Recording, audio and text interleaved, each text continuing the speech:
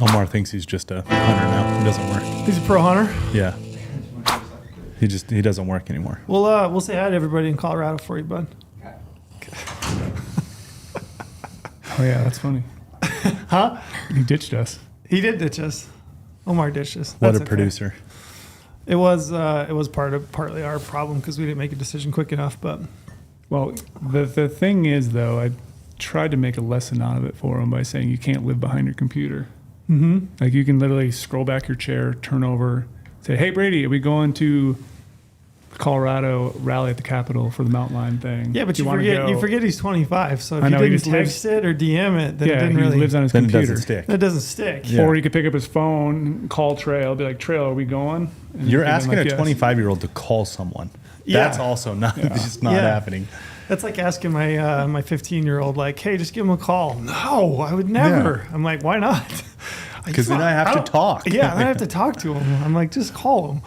I don't unbelievable. know. I mean, they'll text back, and if they don't, then I just won't worry about it. I'm like, okay, all right. So now you and I have to be video guys. Yeah, so give the peeps, because this will go out tomorrow, Thursday, and give the folks a rundown on what we're doing.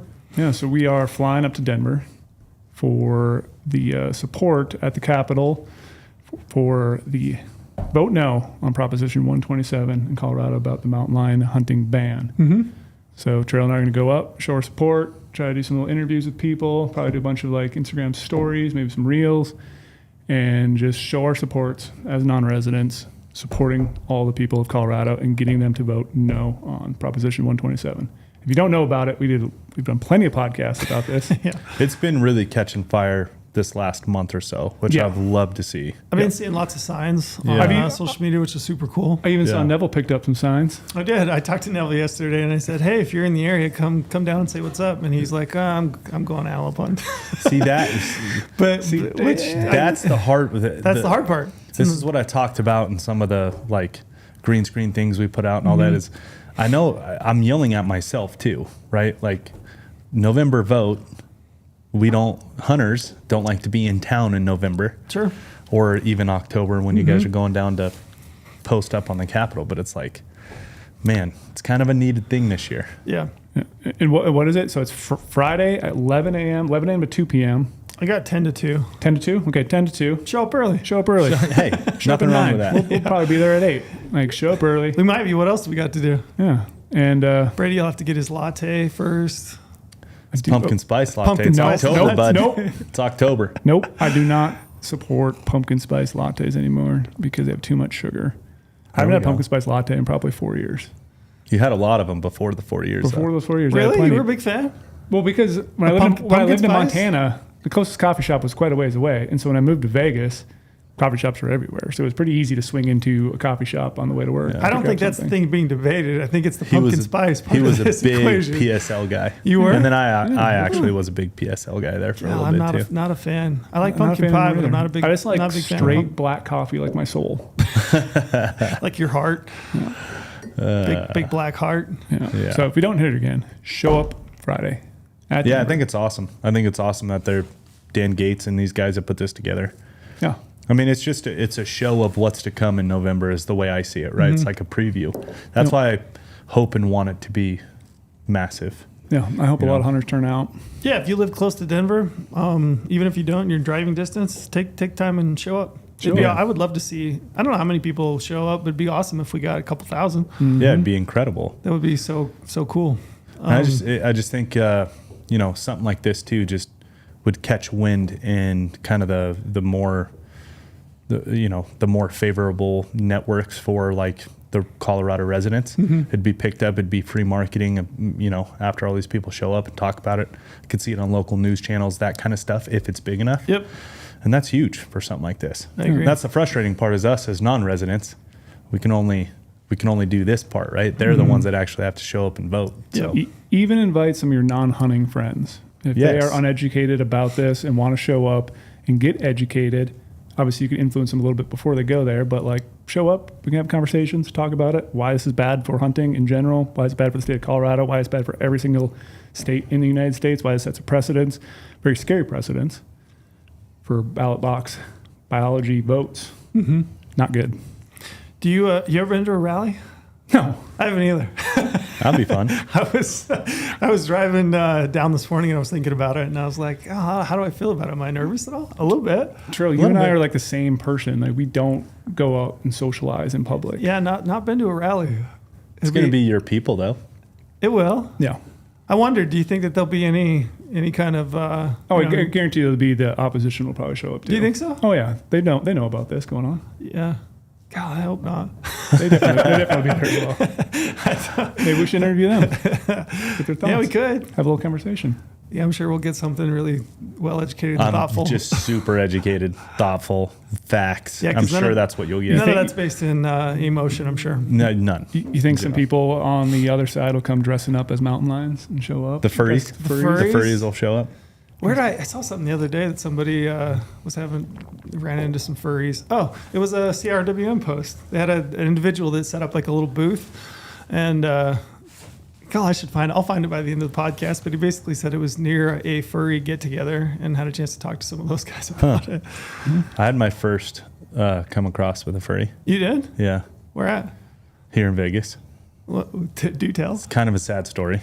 Okay. Well, it just makes me feel sad. I mean, so I live out by a recreational mountain. It's within fairly close walking distance to my house. So on my rucking days, I'll just ruck from my house up this mountain and down. And I do it twice a week leading up to hunting season. It's just something I've done. And it's always been like, pretty normal. Well, and it would have been 4 days before I left for the New Mexico elk hunt. Me, Omar, and my brother-in-law Vince, that's what we do together on multiple days a week. Well, we start walking up and we hit like the base of the mountain. So we're off the paved road, hit the base of the mountain, and there's a family, a husband and wife, and they have a daughter. The daughter couldn't be more than 10 years old. I'm guessing more, probably like 8. And she's dressed like a cat with no shoes on. And she's a straight up furry. And the parents were like, you can't help but be nosy in that situation. I mean, she's on and it's a Vegas mountain, right? Like this isn't a grassy, nice little trail, right? It is a shitty, rocky desert mountain. And she's barefoot, and the parents are like, we were nosy, can't help it, but like paying attention to it. And the parents were like all about it, like treating her like a cat. I'm like, this is so fucking sad. Like, this is so sad. She's acting the full part? The full part. Cat ears on, cat suit, no shoes, like the whole thing. This person was getting ready for Halloween and wanted to test their I mean, out. I would hope, but it kind of like, I don't know, kind of like sucked the wind out of us for the rest of the ruck. And that's all we could think about or talk about. It's like, is that like... I don't know how much is that real life. Like, I don't know how much of this is actually a thing. I guess it must be. I would assume it's like LARPing. You know what I mean? Like in Cedar City, even at the park there, we have LARPers. I'll see them randomly on a Saturday. They'll be out there in full regalia. I'm all for the LARPers because they're dressed up getting after. Well, they know they're playing a game. They're in a fantasy land, and that's why they do it. Is they leave real life to go into a fantasy, and then they come back to real life. I'm all for that. Go for it. Like, dude, it's like you are an 8-year-old human. You aren't a cat, and you can't be out here barefoot and being treated like a cat. It was just really weird. Yeah. It was my first like true experience around a furry. I haven't met any furries. Brady, you? No. Just you. Yeah, just Brady. Furry animal. It was pretty wild. Brady, like, if you were a furry, what would you be? Mule deer. A mule deer. Speaking of that, I don't know if you guys get this reference. I was thinking Brady would be like a badger. A badger.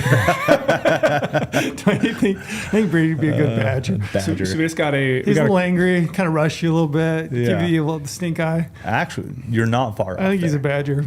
I don't know this reference. I need to get learned up on this, but we got a comment on our last podcast with Porter talking about Nevada mule deer. This comment is, do you guys ever watch Office Space? Yeah, for sure. So I've never watched it, so that's why I don't know what this comment is. But Brady is on the verge of turning into Milton from Office Space. Just replace the word stapler with mule deer. Is that a funny awesome. reference or a good reference? It's a hilarious reference. Okay, I gotta look that up. I just saw it right before we jumped on the podcast. You've really never seen Office Space? No. Okay, well, Milton is obsessed with his red stapler. You He's haven't obsessed with it. seen you haven't seen Office Space?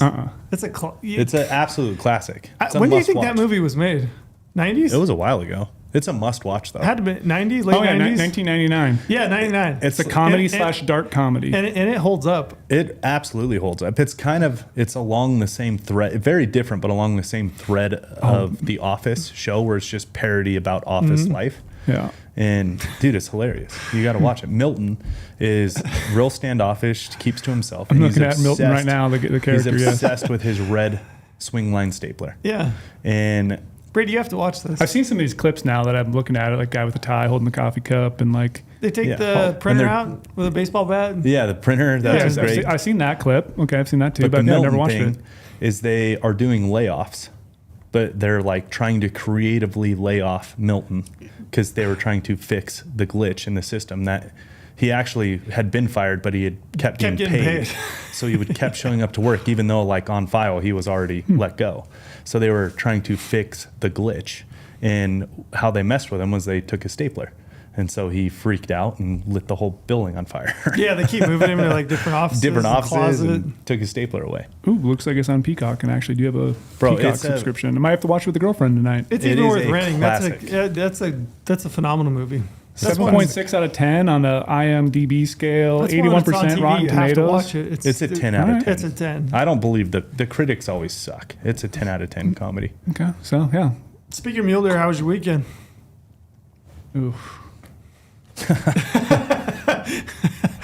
I could feel the dread in that just simple answer.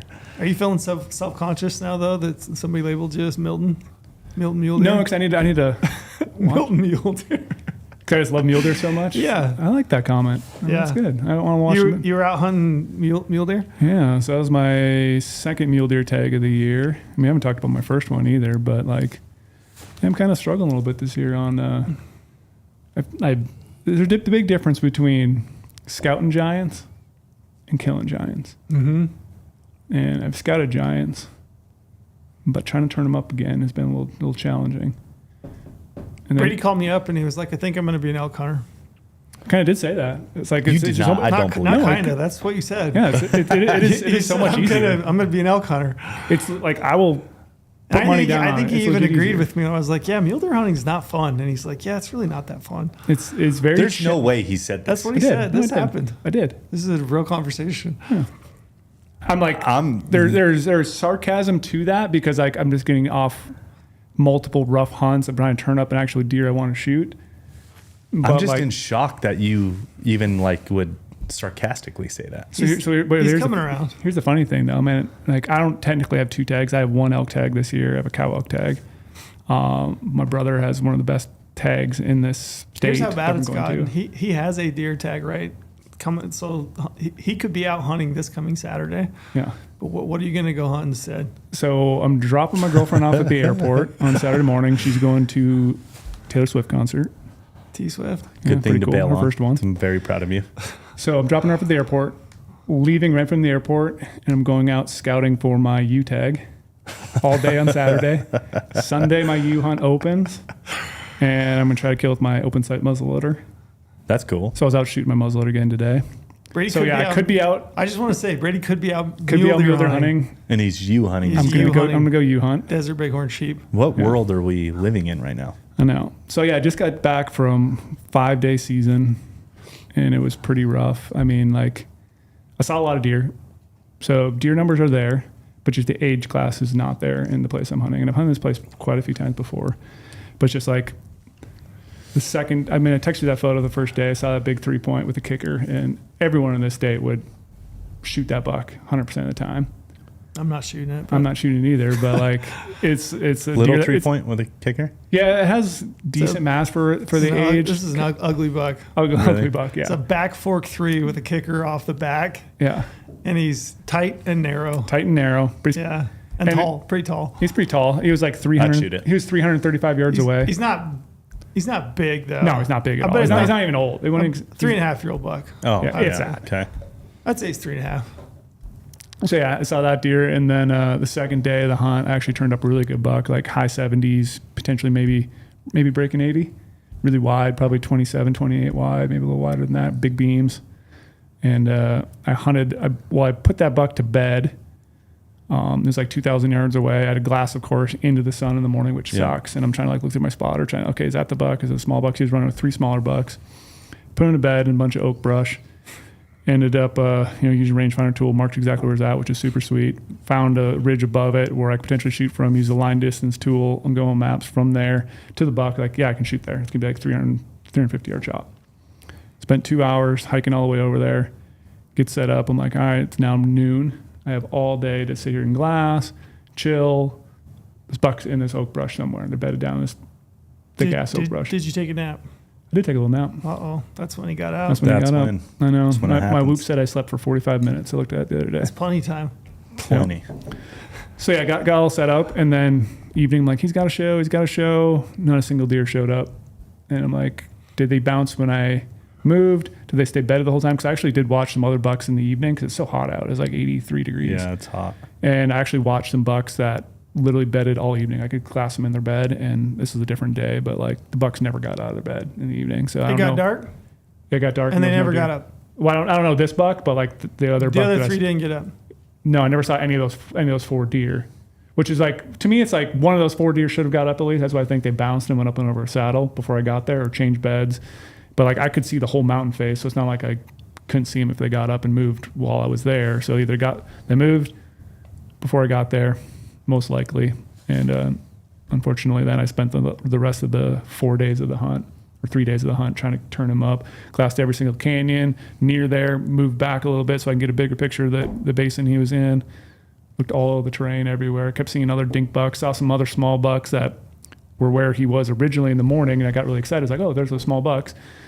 Big buck's got to be there. Started glassing it for a while. So when I pulled up my phone, looked at the digiscope footage. And that's why digiscope footage is so important, because like he's running with 3 small bucks. I'm going to confirm if these are the same buck. But now there was 4 small bucks. See if that's the gang. And then I confirmed it was a different small buck group.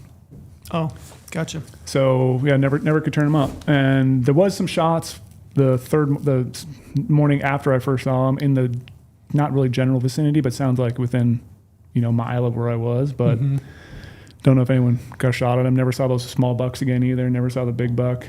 And like besides for him, the biggest buck I saw was like 120-inch deer. It was pretty tough, not just turning up anything else to go after. So what do you think? What it's supposed to snow this weekend, by the way. Did you know that? Yeah. In Utah? Yeah. Really? Yeah. Well, it gets down into the low 60s as a high in Vegas, which Yeah, that's like January Yeah, weather they're calling for for us. some snow on Saturday, Perfect. I believe. About time. And I think the area where I'm going to take my kid and go. But it's supposed to be like a high of like 38, something like that. Dang. I Perfect. It's supposed to be cold and some snow. Which I don't know how I feel about taking a 12-year-old in that, but we'll figure it out, I guess. I mean, figure it out. Bundle up. Time to get tough. Yeah, but I think the weather played a lot in it, because like I hunted in the state muzzleloader, could go back on the rifle. I still can go back on the next rifle because the tag I have, and like muzzleloader was 95 degrees when I was hunting, barely any deer movement. Evenings just sucked. On this recent hunt too, every time I would get to about noon or 1, the winds would pick up to 20 plus mile an hour. I recorded my Kestrel, it was 37 mile an hour. I took a little video again, like showing the wind. Like every single day, it was 20 to 37 mile an hour wind in the evening. Then right when that sun went down, and I'm still up on top, I'm not like I'm down in some canyon, the wind would just like die. And I'm like, now it's dead calm. So like one of the evenings I had a buck at 850 yards. I could tell he was like a small buck, but I wanted to like look around there, see if the big buck was bedded with them. So I put my BTX up, switched over to my ATX, went back to my BTX, trying to like add weight to my spotter or my tripod setup, trying to hold my tripod in, and like the wind was ripping so bad, like there's no way I could tell you if that was 130 buck, 140 buck, 160 buck, because my spotter was just rocking back and forth. At 850 yards, still could not see because it was 37 mile an hour wind. Yeah, it's frustrating. Do you think the age class just isn't there, or do you think it's just conditions?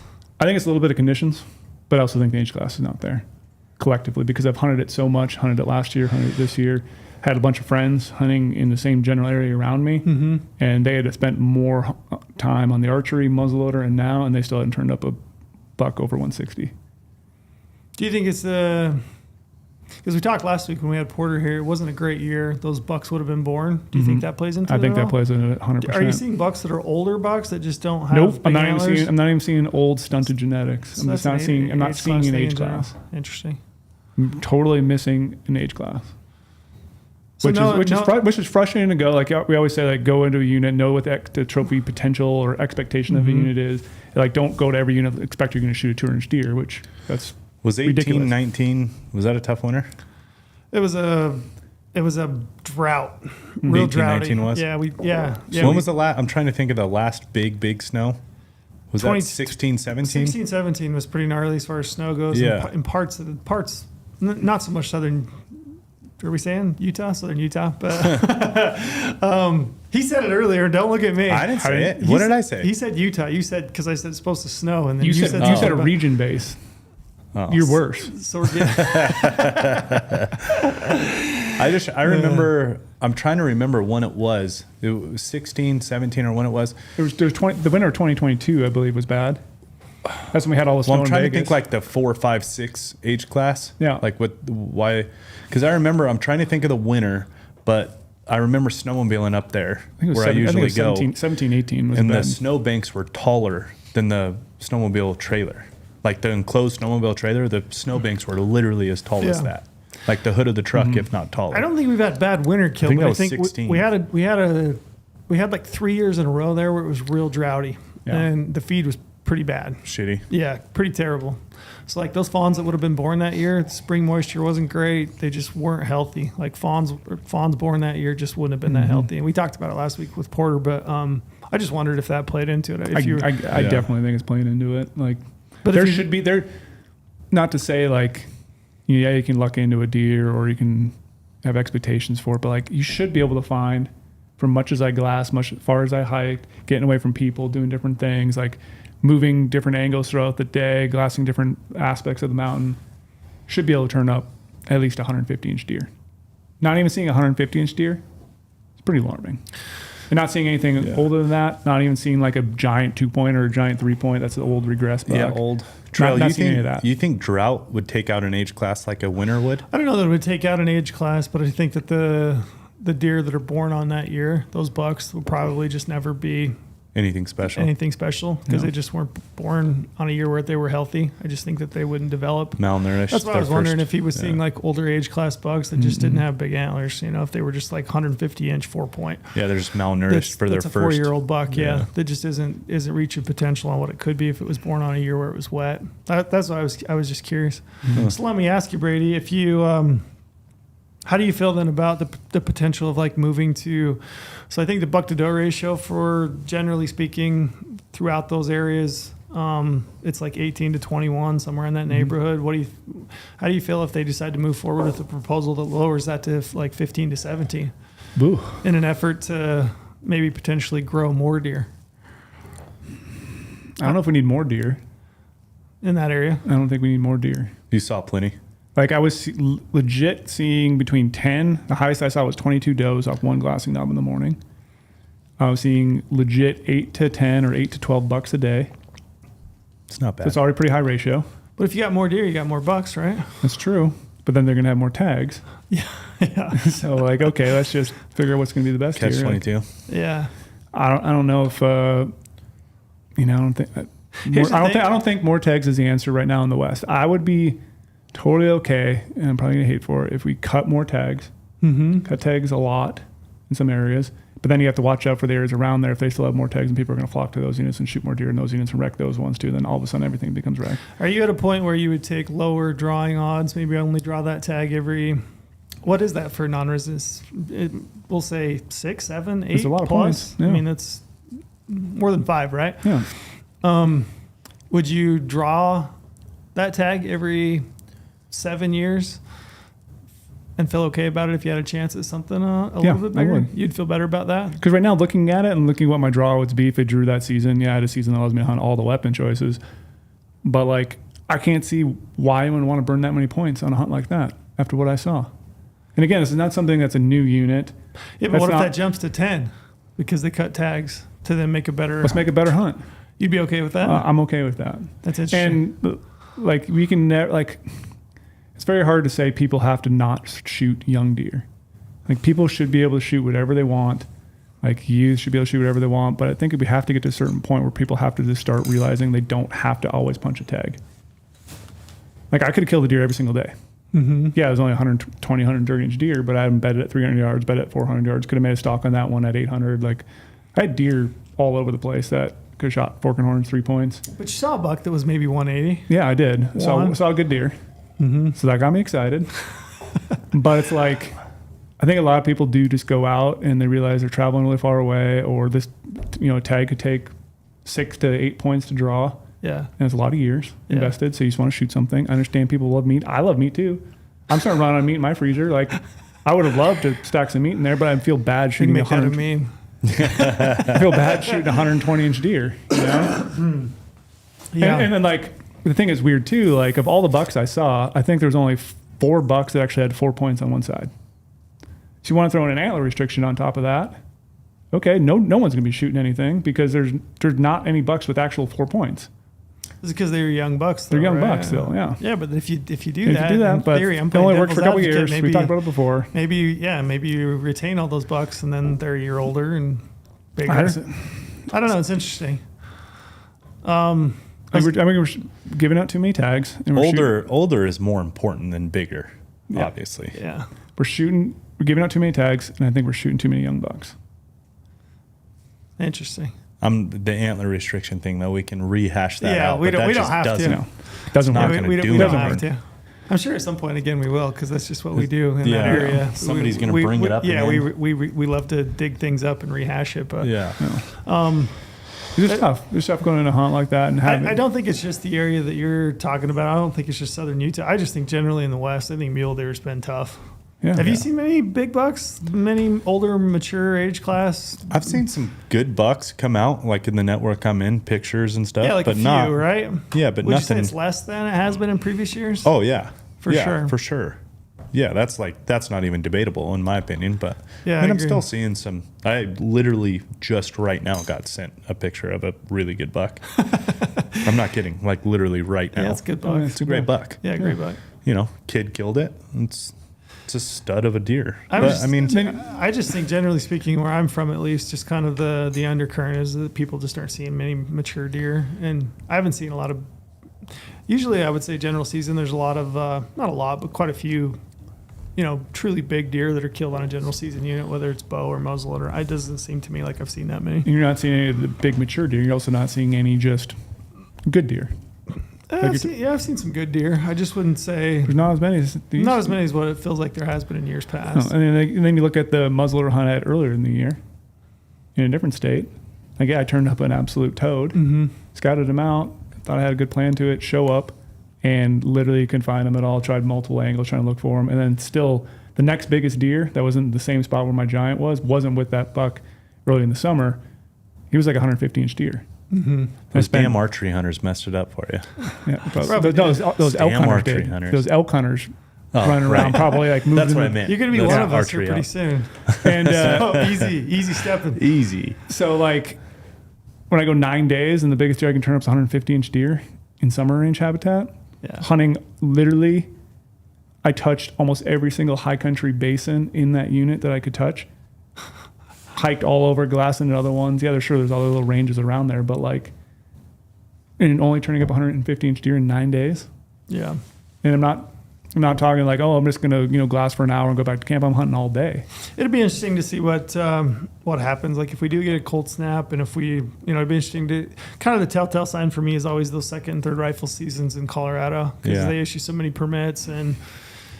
For a lot of years, which we're going to get to eventually in this podcast, I just thought it would be fun as we're moving into those rifle hunts to talk about some of the funny stories and just some, call it etiquette, call it ethics, call it whatever you want. But as I was thinking about kind of what to talk about, I was Yeah. thinking of all the funny stories and just random ass experiences that have happened to me. So I thought we'd talk about that towards the end as we're moving into those rifle hunts. But kind of those, the telltale sign for me is always like Colorado, right? What happens that second and third rifle season? What does it look like? What are people's hunts? It's a good like? judge of Kind of a good how mule deer is as a whole in a Mhm. way, because it's I don't know, mule deer originated there. Yeah, I agree.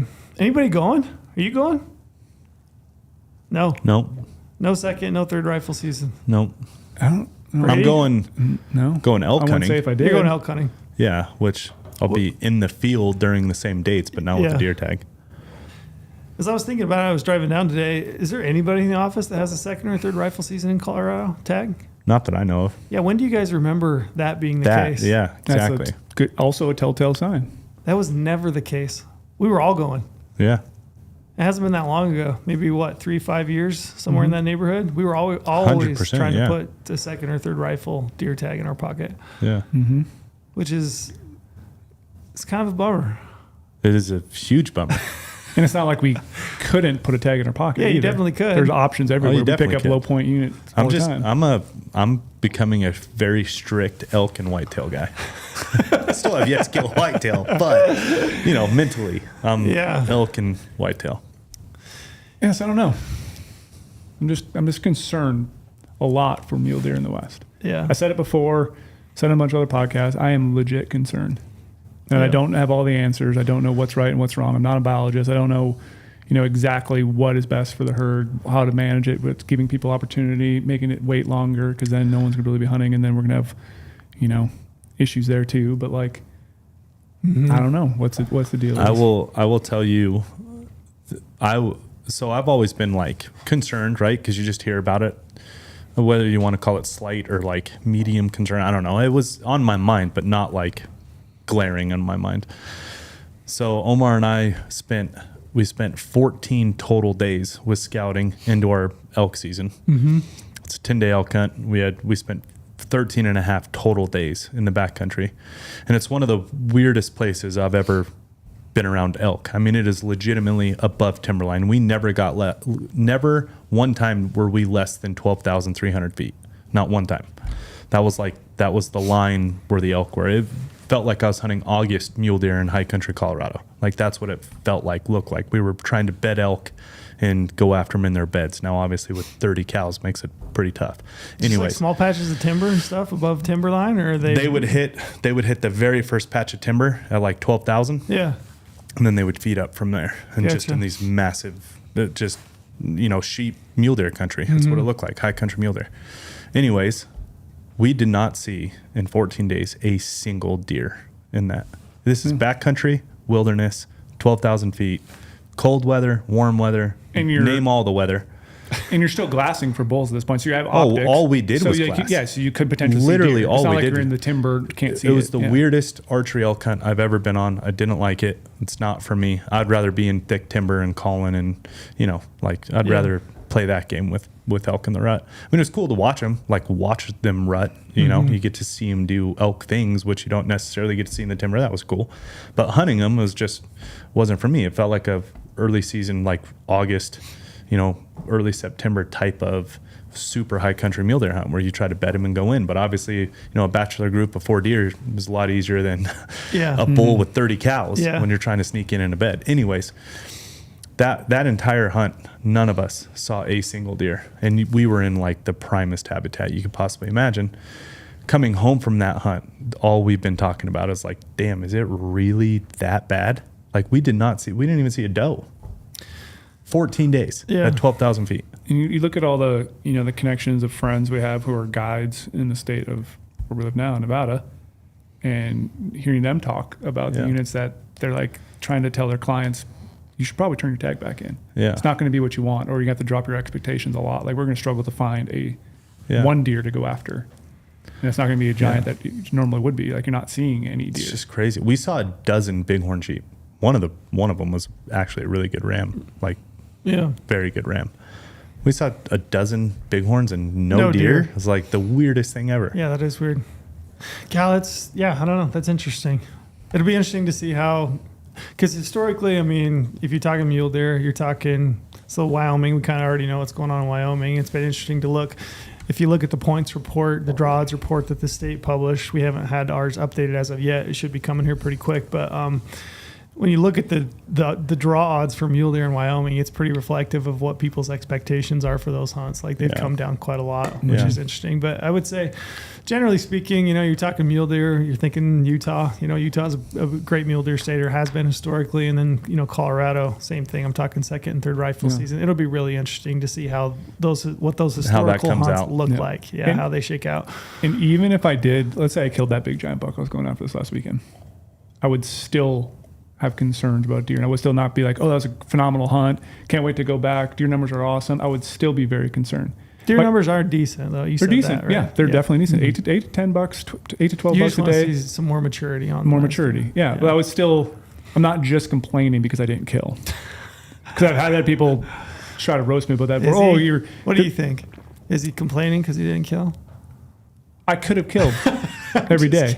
I know. I'm just saying. The internet is a gruesome place. Like I did some reports back in the day about analyzing different data, and like the harvest success was so low in the state, and people are like, "Oh, you're bitching just because you didn't kill in that state." Like, and I'm like, no, there's reasons to it. Now you look at it, like harvest success has constantly gone down. Draw odds have gotten better in some cases because less people are applying. Like there's things going on. Yeah. So it's still the same thing. Even if I killed on both my hunts, I'd still be very concerned for mule deer. Yeah. I get it. It'll be interesting to see how it shakes out, though. We'll have to see. Yeah. I was just concerned not seeing any deer. Yeah, that is strange. And by the way, too, we went, it's so steep and so deep. We went into where you actually hunt these elk. We packed in on horses.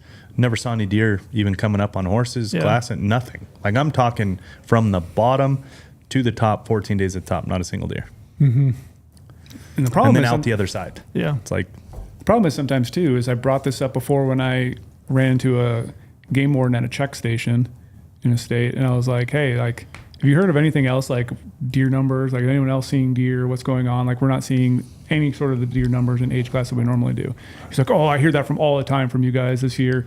Like you guys are just a bunch of road hunters driving around, not going anything. And I'm like, okay, you're assuming that everyone's a road hunter not seeing deer when everyone I talked to he was triggered. Everyone I talked to said they haven't seen any deer, and it's a spot I've killed a lot of deer in before. And it's like, we're not road hunting, we're actually getting out and hiking, going in deep, checking places and coming back to our truck and moving on. But it's like always the consensus is from some of these, I'm not saying all state agencies are bad, but like a lot of these people, like everyone's just road hunting, no one's hunting hard, and there is deer to be had.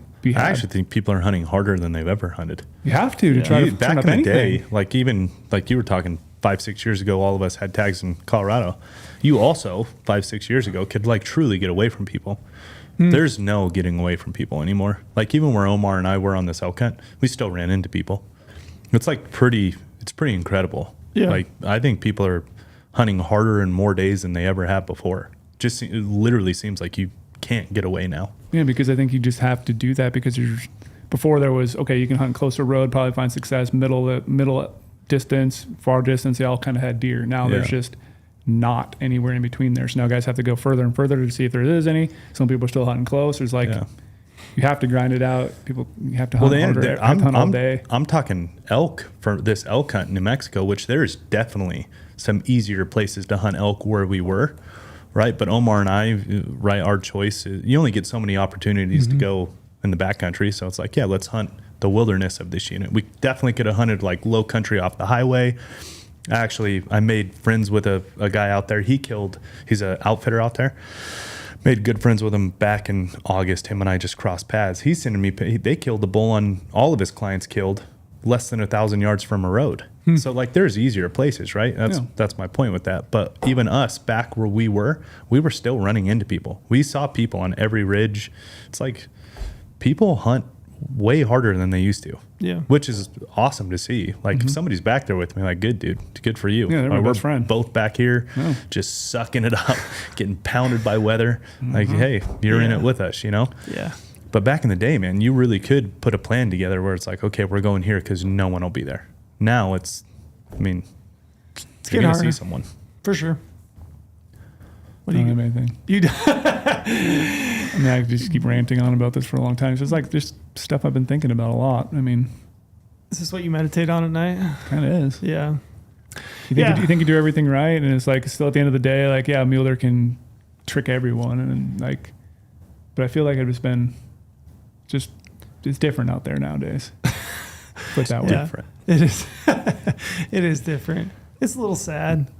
It's.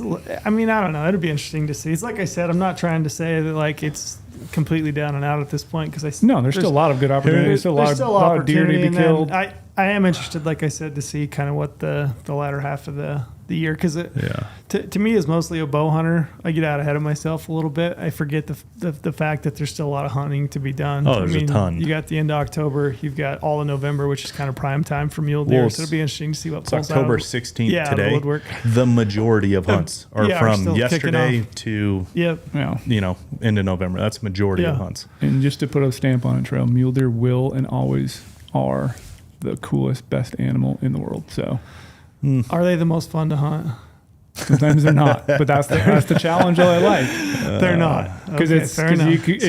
If you're an elk hunter, killing a raghorn, everyone will celebrate you to the end of time. If you go and kill a young mule deer, you will get ridiculed. Here we That's go. why I shot a raghorn. Here we See? go. Actually, It is a true statement. It's 100% true. Here's the thing, and this elk hunt we were on, which I just earlier talked about, not for me, was not my style of elk hunting. I didn't enjoy it. It's like not what I wanted. I feel very unfulfilled from that experience. I've never hunted there before. I didn't know what technically it was going to be like. I don't want to do it again. Was it still fun? Hell yeah, it was still fun. I was still watching elk, bugling, watching them rut. It's pretty damn fun. It's like it wasn't a complete waste of time. But that's why elk are better. It's a hunt that I don't ever want to do again. It wasn't for me. I feel very unfulfilled. We need that on now, a t-shirt. It was definitely elk, fun. Pretty damn fun. Pretty damn fun. Yeah. It was still fun. Write that down. But you know what I mean? Though? You Write that one down. You could go out on a hunt where it's any legal bull. Doesn't matter if you shoot a spike or what. You shoot a spike, people are like, hell yeah, congrats. You shoot a raghorn, hell yeah, congrats. You shoot a big bull, hell yeah, congrats. If you go out there on a general season deer hunt, you shoot a fork and horn, you're getting ridiculed. I know guys. Yeah, because I've seen comments on the internet, people roasting people for shooting fork and horns who are adults. Elk, it tastes better. They look cooler. They're bigger. They're bigger. They bugle. They bugle. We don't need to get into this debate because it's just a clear winner. I mean, you even said they're more fun to hunt. So. I didn't say they're more fun to hunt. I said right now, I shoot an elk, save a deer. T-shirt. Write Here that we down. go. Let's talk about late season rifle hunting. And Okay. I had some interesting. I didn't realize I had so many of these types of stories until I started thinking about it on the way down. And I kind of wanted to explore and talk about the competitive nature of rifle hunting. And I don't know if it's ethics or etiquette. It might be etiquette. It might be the better word of how people act in the field. And since we're moving into some late season rifle hunts, there's going to be a lot of people in the field specifically for second, third rifle seasons. Colorado's still unlimited over the counter. You're going to go? You're going? Yeah. See? I'm taking somebody. You're okay, all right. You're not hunting, but you're going with somebody, right? I mean, I'll have a tag in my pocket just in case. But the goal is Scott Butler. Oh yeah, his retirement. Right on. He's never killed an elk. The goal is I want to take him to kill a bull. And if he kills opening day, yeah, I'll hunt. Cool. If he doesn't, then no, I won't hunt. So it'll be interesting to see the type of hunt that you guys have. Yeah. It'd be interesting to look at 2025 where the archery tags are now all draw if more people jump into buying because here's the thing. I'm a diehard archery hunter, right? And I want to build some points though also. Yeah. So maybe I'm going to build some points and then I'll still buy a rifle tag and go do the unlimited second or third rifle season. And that's me. And I love to bow hunt. So I think there's probably a lot of people that are going to fall into that. So it's potentially going to push even more people, I think, into that second and third rifle over the counter season. So you're going to have more people in the field and you probably have more situations like the ones we're going to talk about that arise.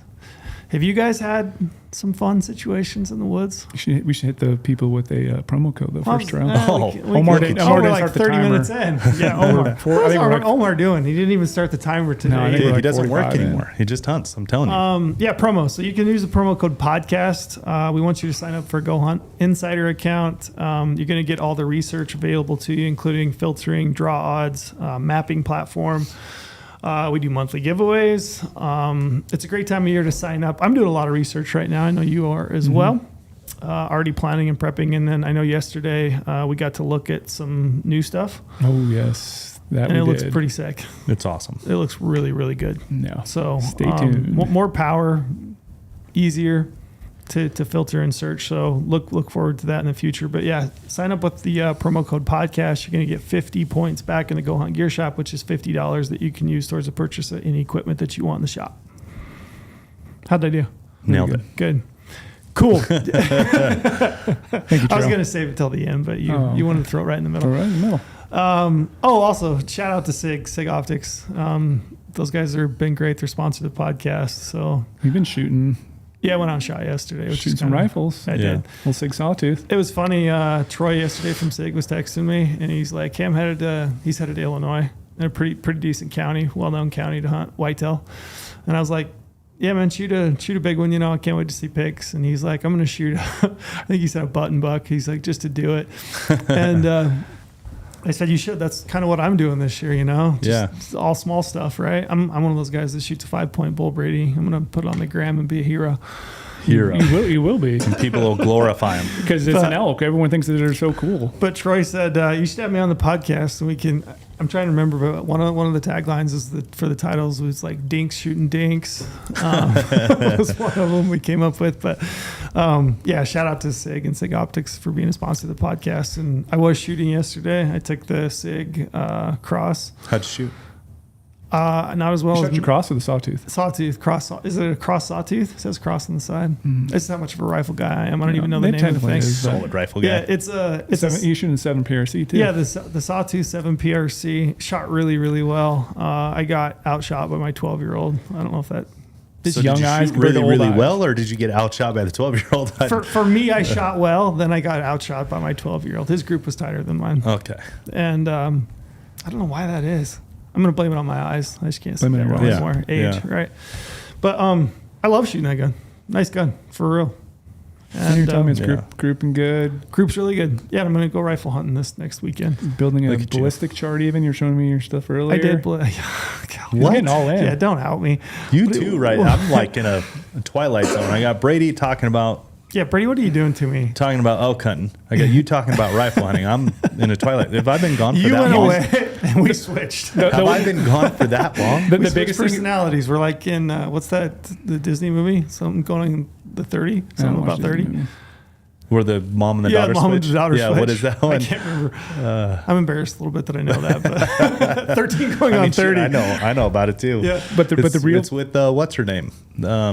Lindsay Lohan. Yes, Lindsay Lohan. See, The real funny You got thing it. is, because I got in the office, Trail was sitting here in the podcast room. I was like, Trail, I just got back from the range sale shooting my muzzleloader. He's like, I knew I should have brought my rifle down because he's staying here overnight. And he was actually really upset that he did not bring his rifle down.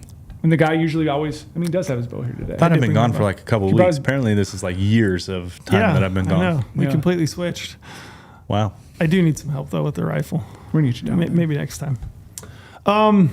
Yeah, let's talk some hunting etiquette for late season rifle stuff. One of the stories that I was thinking about was the very first buck I ever shot. Now this has been a lot of years ago, but we were working a ridge, my dad and I, and we jumped a buck. The buck took off, kind of stopped for just enough for a shot. It's probably a 130-yard shot. I pulled up, shot, and didn't see the buck go down. Sounded like an impact, but we didn't know for sure. It went down the drainage around the bend, and we heard a bunch of people open up on it and shoot it. So I wanted to pose the question to you guys.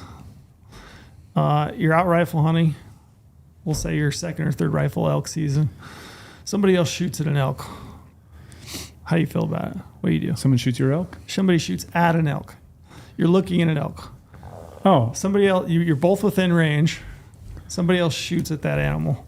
You can't tell if it's hit or not. Obviously, if it's hit, I think it's pretty clear, right? You leave, and that one's up to them. it's not very clear. I don't want to bring it up, mention the guy, but remember the incident last year in Utah? Yeah, bring it up. You can bring it up. That was pretty interesting. I mean, it's out there. It's not like Yeah, we're so, breaking yeah, news. Yeah, I know, talk, it's talk, out there. talk about it bring actually, up. because I think it's a good story. It's a good recount. yeah.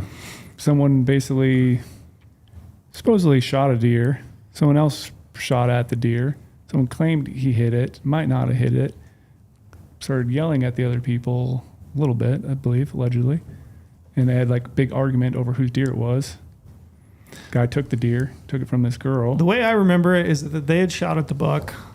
but shot he- from really far away. Like The guy- offhand. the Then guy- he shot at the buck, and then they didn't know if they'd shot at the same buck. Yeah. I thought the guy had shot first from a long ways away. From a really long ways away, like not prone, I believe, like offhand. Something. Yeah. I believe he shot at the buck first. This is all alleged, obviously. Yeah, all alleged. But the story that came out is supposedly the guy shot first from a really long ways away. And there are two sides to every story. Of course. It's probably somewhere in the middle. Of course. But and the deer ran, and he believed to have hit it and was blood tracking it, allegedly. And the girl who was a first-time hunter out there with her husband, correct?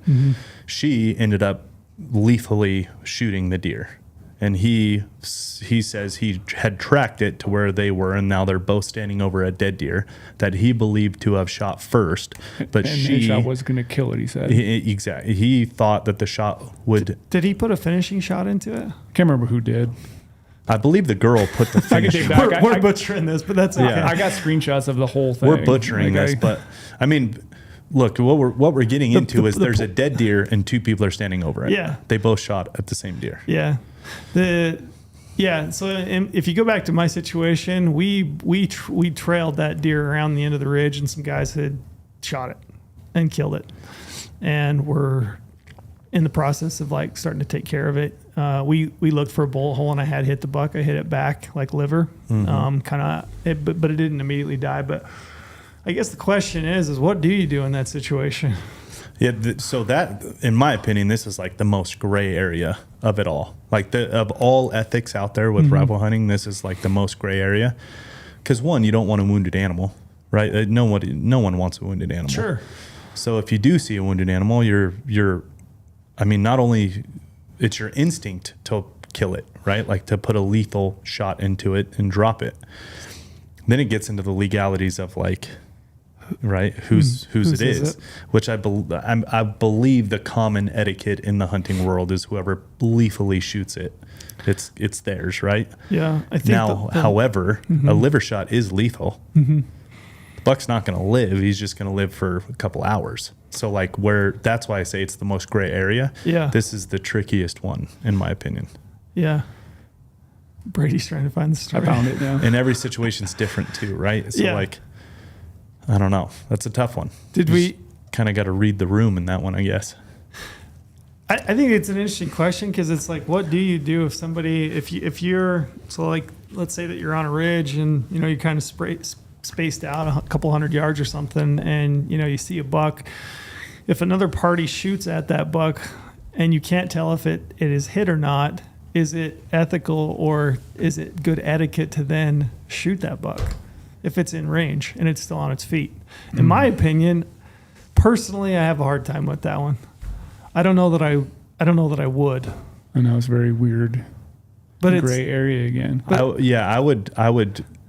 I mean, at the very least, do my absolute damned best to glass if the animal is hit, right? And if you Right. do see a wound mark, if you are lucky enough to see that, then obviously don't shoot.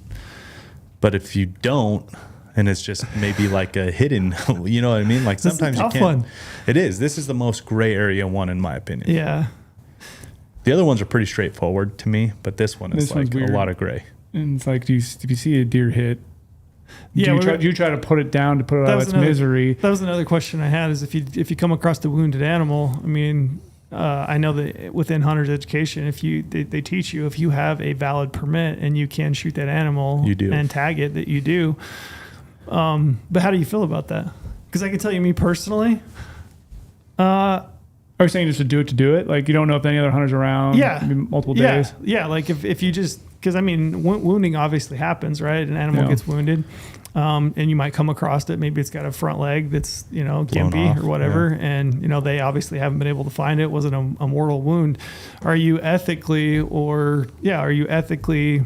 should you shoot that animal and tag it if you have a valid tag for that animal? So I did do that a couple years ago when I was hunting with Luke. We made a film on it. Mm-hmm. I saw a bull. I was hunting deer. But I had an elk tag in my pocket as well. And saw a bull. 'Cause they're It better. had a broken front leg. It was like limping hard on in the snow, and I couldn't keep up with the other bulls. I Like, think limping that's hard. an easier one though for you, right? Because it's an elk. It's an and elk, you have yeah. a That's valid what I elk was- tag. It's I like know, it's any elk will do, and you like Any to elk eat will it do, out. and it's a But- raghorn, and but it's just an let's- elk's an elk. So like, if it was a deer, and let's say I burned Well, maybe only burn 3 points. Let's say you're Brady Miller and you're out last weekend and you see a 2 point that has a wounded front leg. I would probably let nature run its course and be like, maybe I'm not going to be the determining or whatever that's going to be. Like, I will maybe it's going to survive. Maybe even though it's limping, it still could survive. Yeah, it's probably going to have a harder life because of it, and I'm going to feel really bad about that. Yeah. But let nature run its course. Maybe it wasn't a gunshot. Maybe it was something else that made it weak. But if I see the leg like lop, like, when people hit in the leg and the leg's totally broken, yeah, it's probably a gunshot. Someone probably hit it. Mm-hmm. Like, I'd have a hard time doing that, burning my tag on a fork and horn when I'm trying to hunt a trophy buck just to put a deer out of its misery because it's there. I don't know. It's the ecosystem it takes over itself, right? I mean, coyotes got to eat too, lions got to eat too. Yeah. It's like that one's going to go down and it's going to save another one. So whether you save another one or it's going to equal out in the end the same way. It is interesting because if you go back to hunter education, they tell you, Yeah. and I can understand the logic in it.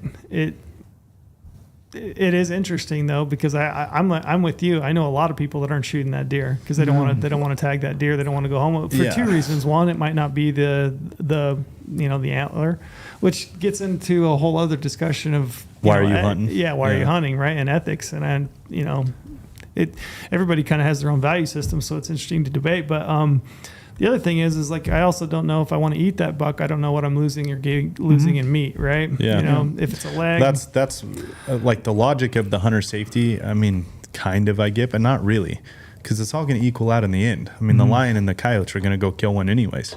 Yeah, but you could put it out of its misery in essence. Yeah, true. And you could, I mean, yes, harvest it to some degree. That animal's life, you would be taking the preferred way out for that animal. Yeah, that bull I killed, like that was an easy decision because I had a tag.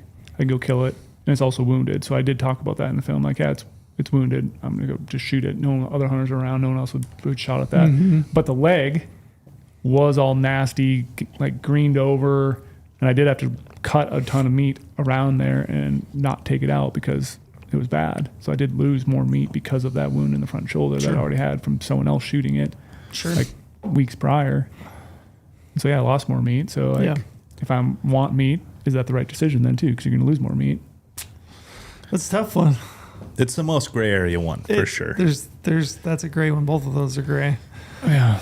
I was just curious on your guys' opinion. I wouldn't. Yeah, and I think it's probably situational. Yeah, a little bit more situational. Yeah, every one of these is situational. If it's the last day, sure, last hour. And I can tell the deer totally looking horrible and it's probably not going to make it through the winter. All right. Easier decision. Yeah, this one in particular, I think, is the most situational too. Like, you just got to read the room on this one. Like, are you 100 yards apart on the ridge and both shooting at the same animal? That makes it different. Are you just randomly coming across an animal at first light, but it's not? Have you guys had this happen ever? Either of you? I haven't. Never have. I've had it happen a few times, actually. I've told people about a deer I saw that they hit, that they're like, hey, did you see this deer? I just shot this deer. And I was like, I actually saw a deer running over here and it was limping. Yeah. And it went over in this area, looked like it bedded down. Told people about it. Yeah, we're almost talking about two different things, but I've had it happen a few times actually, and I think it's relatively common. And I don't know what to tell people. That's why I think it's interesting to debate. You grew up Utah general, so I mean, I would imagine it would happen to you more so than. So you're talking about you hit a deer, you hit an animal, and then someone else made shot the kill shot. I think technically in this other situation we were talking about earlier, I think in most state laws, it's whoever killed it's whoever dispatches the animal. Yeah. It's their buck. But still, it's a weird. It's very weird. Even if this situation we talked about earlier, if it happened cleaner, it wasn't supposed to like an argument thing. Like, still, who gets that deer? I don't know. The confusing part, a liver shot is it can kill it. To take the animal out. The animal is not living, and it's within with a gun especially. Like, the animal's out within 4 to 6 hours. Yeah, I ran into a guy. I can't remember what. So I mean, it is lethal. It would have been lethal. I can't remember what state I was hunting. And as a 14, 16, I can't remember how old I was. I was pretty disappointed. It was the first buck I'd ever shot at. First hunt. It's very... And that's what's hard, too. It was a tough... It's a very bad experience. Yeah, it wasn't a great experience. Yeah. Because hunting a certain state, I can't remember where I was doing, if I was elk hunting or deer hunting or whatever it was. But I talked to a guy we were talking about the same story about this girl and the guy who shot that buck in Utah last year. He's like, oh yeah, I shot a bull once with my bow and let it. I was like, I'm going to leave it for 3 hours or whatever, give it time because he shot it pretty far back. Someone else came in, saw that deer or saw that bull bedded, put a stock on it, and put a kill shot arrow into it. Sure. And then they claimed it as theirs. And it's like, well, we killed it. Like, yeah, we could slightly see a wound on it, but we didn't know when that wound was. Put a stock on it, killed it, and they were cutting it up by the time he got over there because he wanted to give it a bunch of time to let it expire. Sure. Might have expired, might not have, who knows. Did they end up in a fist fight? It ended up in a big argument, Yeah, I bet. It was a big bull.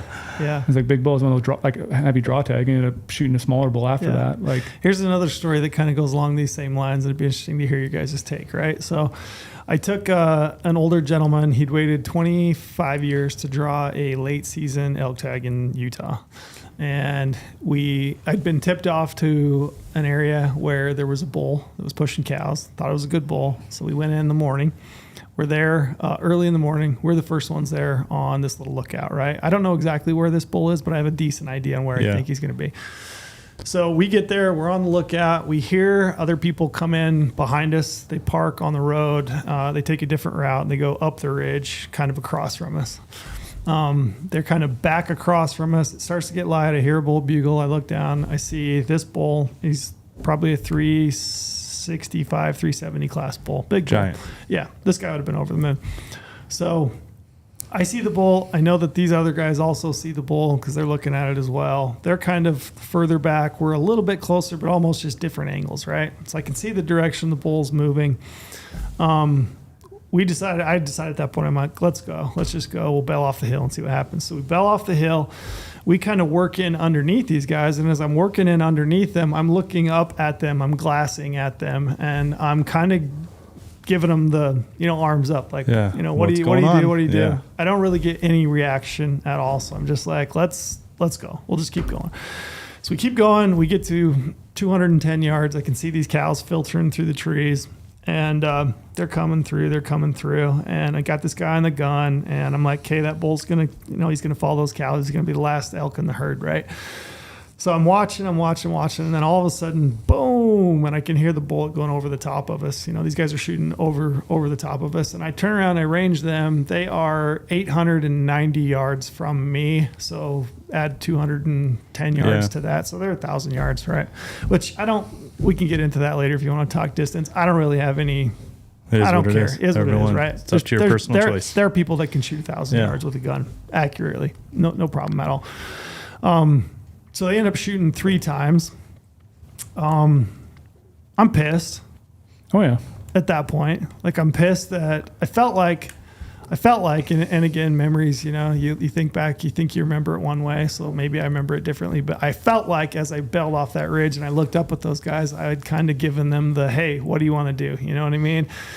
I felt like if they'd have got up and walked off, we could have had a conversation and talked it out and, decided what to do. That would have been fine. But I was pissed to the point where after the third shot, I was like, I'm going to go over there and find blood, or I'm going to find a bull, which is probably not the right thing to do. But I'm like, I'm going to go over there and I want to know if he hit it, right? Did the elk bailed? Yeah, scattered? so elk take off. They're going down the ridge, right? So they're going through the trees. They disappear. So I walk over there and I find blood. So find blood, I know the animal's hit.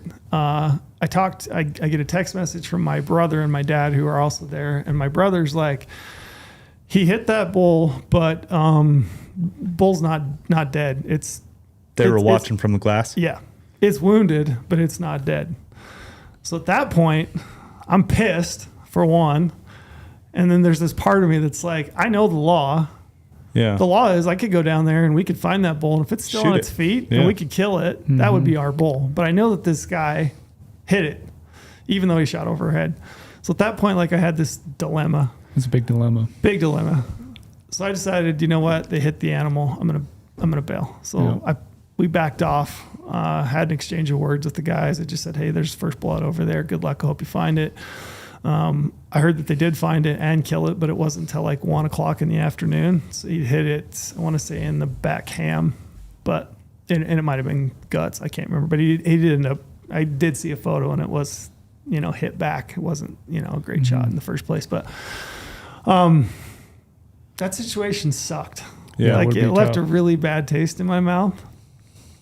But I was curious as to your guys' like, what do you do? How do you navigate a situation like that? Yeah, so I have a very similar story. Okay. This is one thing that I have had happen to me. It's extremely similar. So I've been into hunting and hunted for a while, ever since I was a kid. I've always been into it. My brother took it on later in his life. Mm-hmm. So even though I'm younger, like I've been hunting, for longer. He didn't take it up until he was post college. Back then, these bigger, the better Nevada tags were pretty not easy to draw, but a lot easier than they are today. And he had drawn a really good rifle tag in a unit that I had hunted quite a few times already. And so I'm taking him hunting. And, it's pre-rut. It ended at the time, that tag ended November 5th. So like you had the 1st through the 5th, which was it was pre-rut. It wasn't anything crazy, but it was pre-rut for sure. So, the point being with that is the hunting style was covering a lot of country, checking does, finding new bucks every day, the whole thing. Well, there's a pretty known spring that's you can drive the Cherry Stem Road and glass it from the Cherry Stem Road and see what's on it, right? Nevada, desert, water's life to everything, right? So like there's always deer on sprays, especially does, and new bucks will show up. Well, we were hunting the 1st through the 5th, and we pulled up, and there's a really nice buck on there. It's not anything crazy, but just a really nice buck. And it's the age-old saying, don't pass anything the first day that you shoot the last day kind of a thing. But, it was a cool, wide 4-point, straight 4-point. And we decided to not shoot it that day. Well, we're driving around the rest of the time hunting. Anyways, long story short, we are going back to our camp, and a new camp had pulled up, which was a big 5th wheel and everything, and they actually stopped us and we started talking. They were also locals, but they were from up north, local Nevadans. They were also from up north. We talked to them, actually really good guys, had a really nice conversation, talked to them about, I'd hunted in here quite a few times. I even, to a certain extent shared some other places with them. We shot a big buck in here 5 years ago, did this, whatever. Really good dudes.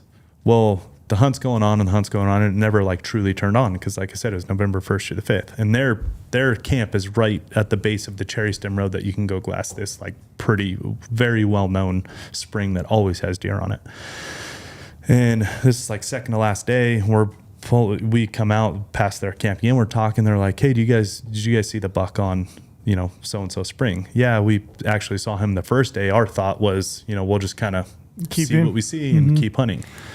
Like, yeah, that's kind of what we thought too. There's still a whole nother day left and everything. I'm like, yeah, we might go in there tomorrow morning. That's probably the first spot we'll go tomorrow morning. And, hopefully there's a new buck in there. If not, we'll probably shoot that one. Yeah, okay, cool. So next morning we go in up Cherry Stem Road, we glass. It's that buck with the same does, no new buck. And my brother Blake is like, yeah, I want to kill it. And it's probably, if I had to guess, probably 800 yards from where the truck stops to where the spring is. So we get out and we start hiking in and going. Well, next thing I know, there's another car that pulls up on the road. It's kind of on a high point. That's why you can glass down into the spring. So I can see it, the windshield glaring in the sun, the whole deal. And it's them. They had a side-by-side. And I'm like, that's weird. Like, we told them this is where we're coming into, So I'm working my brother in, and we get to like 300 yards or so. Like as the spring's kind of down in a depression, so we're trying to get to where we can get a shot. We get to like 300 yards, perfect shot, everything, or perfect setup. Blake's getting set up. He's like eye in the scope. Next thing we know, we start hearing shots, and those guys from the truck had laid down right next to the truck and started shooting. And they actually did hit the buck and tip it over, and we watched the whole thing. But how I managed that is I just fucking drove out and never talked to him again. I'm like, dude, I thought we were cool. Like I was sharing information with you guys. Yeah. I was doing all, like I had told you guys about some other burn spots and this and that. And I thought everything was good. Yeah. But lesson learned, right? I told them our plan that we were probably going to go kill it the last morning. Yep. And they followed suit. They hadn't seen a buck bigger.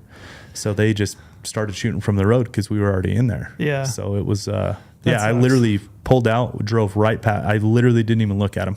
Yeah. From our truck, I just drove right past him, didn't wave to him, nothing. The thing I've often wondered about those types of situations, and I've wondered this since this happened to me, I'd be curious as to your opinion, but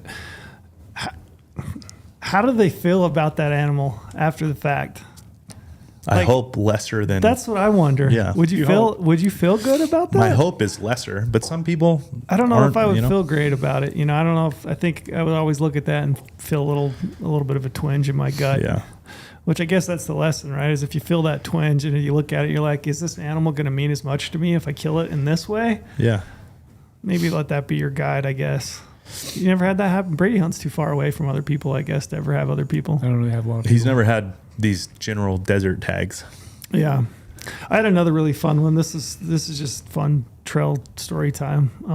I had a fun one in Colorado. I don't know if I told you guys this about the guy that took a shit in the road. Did you? No. I haven't.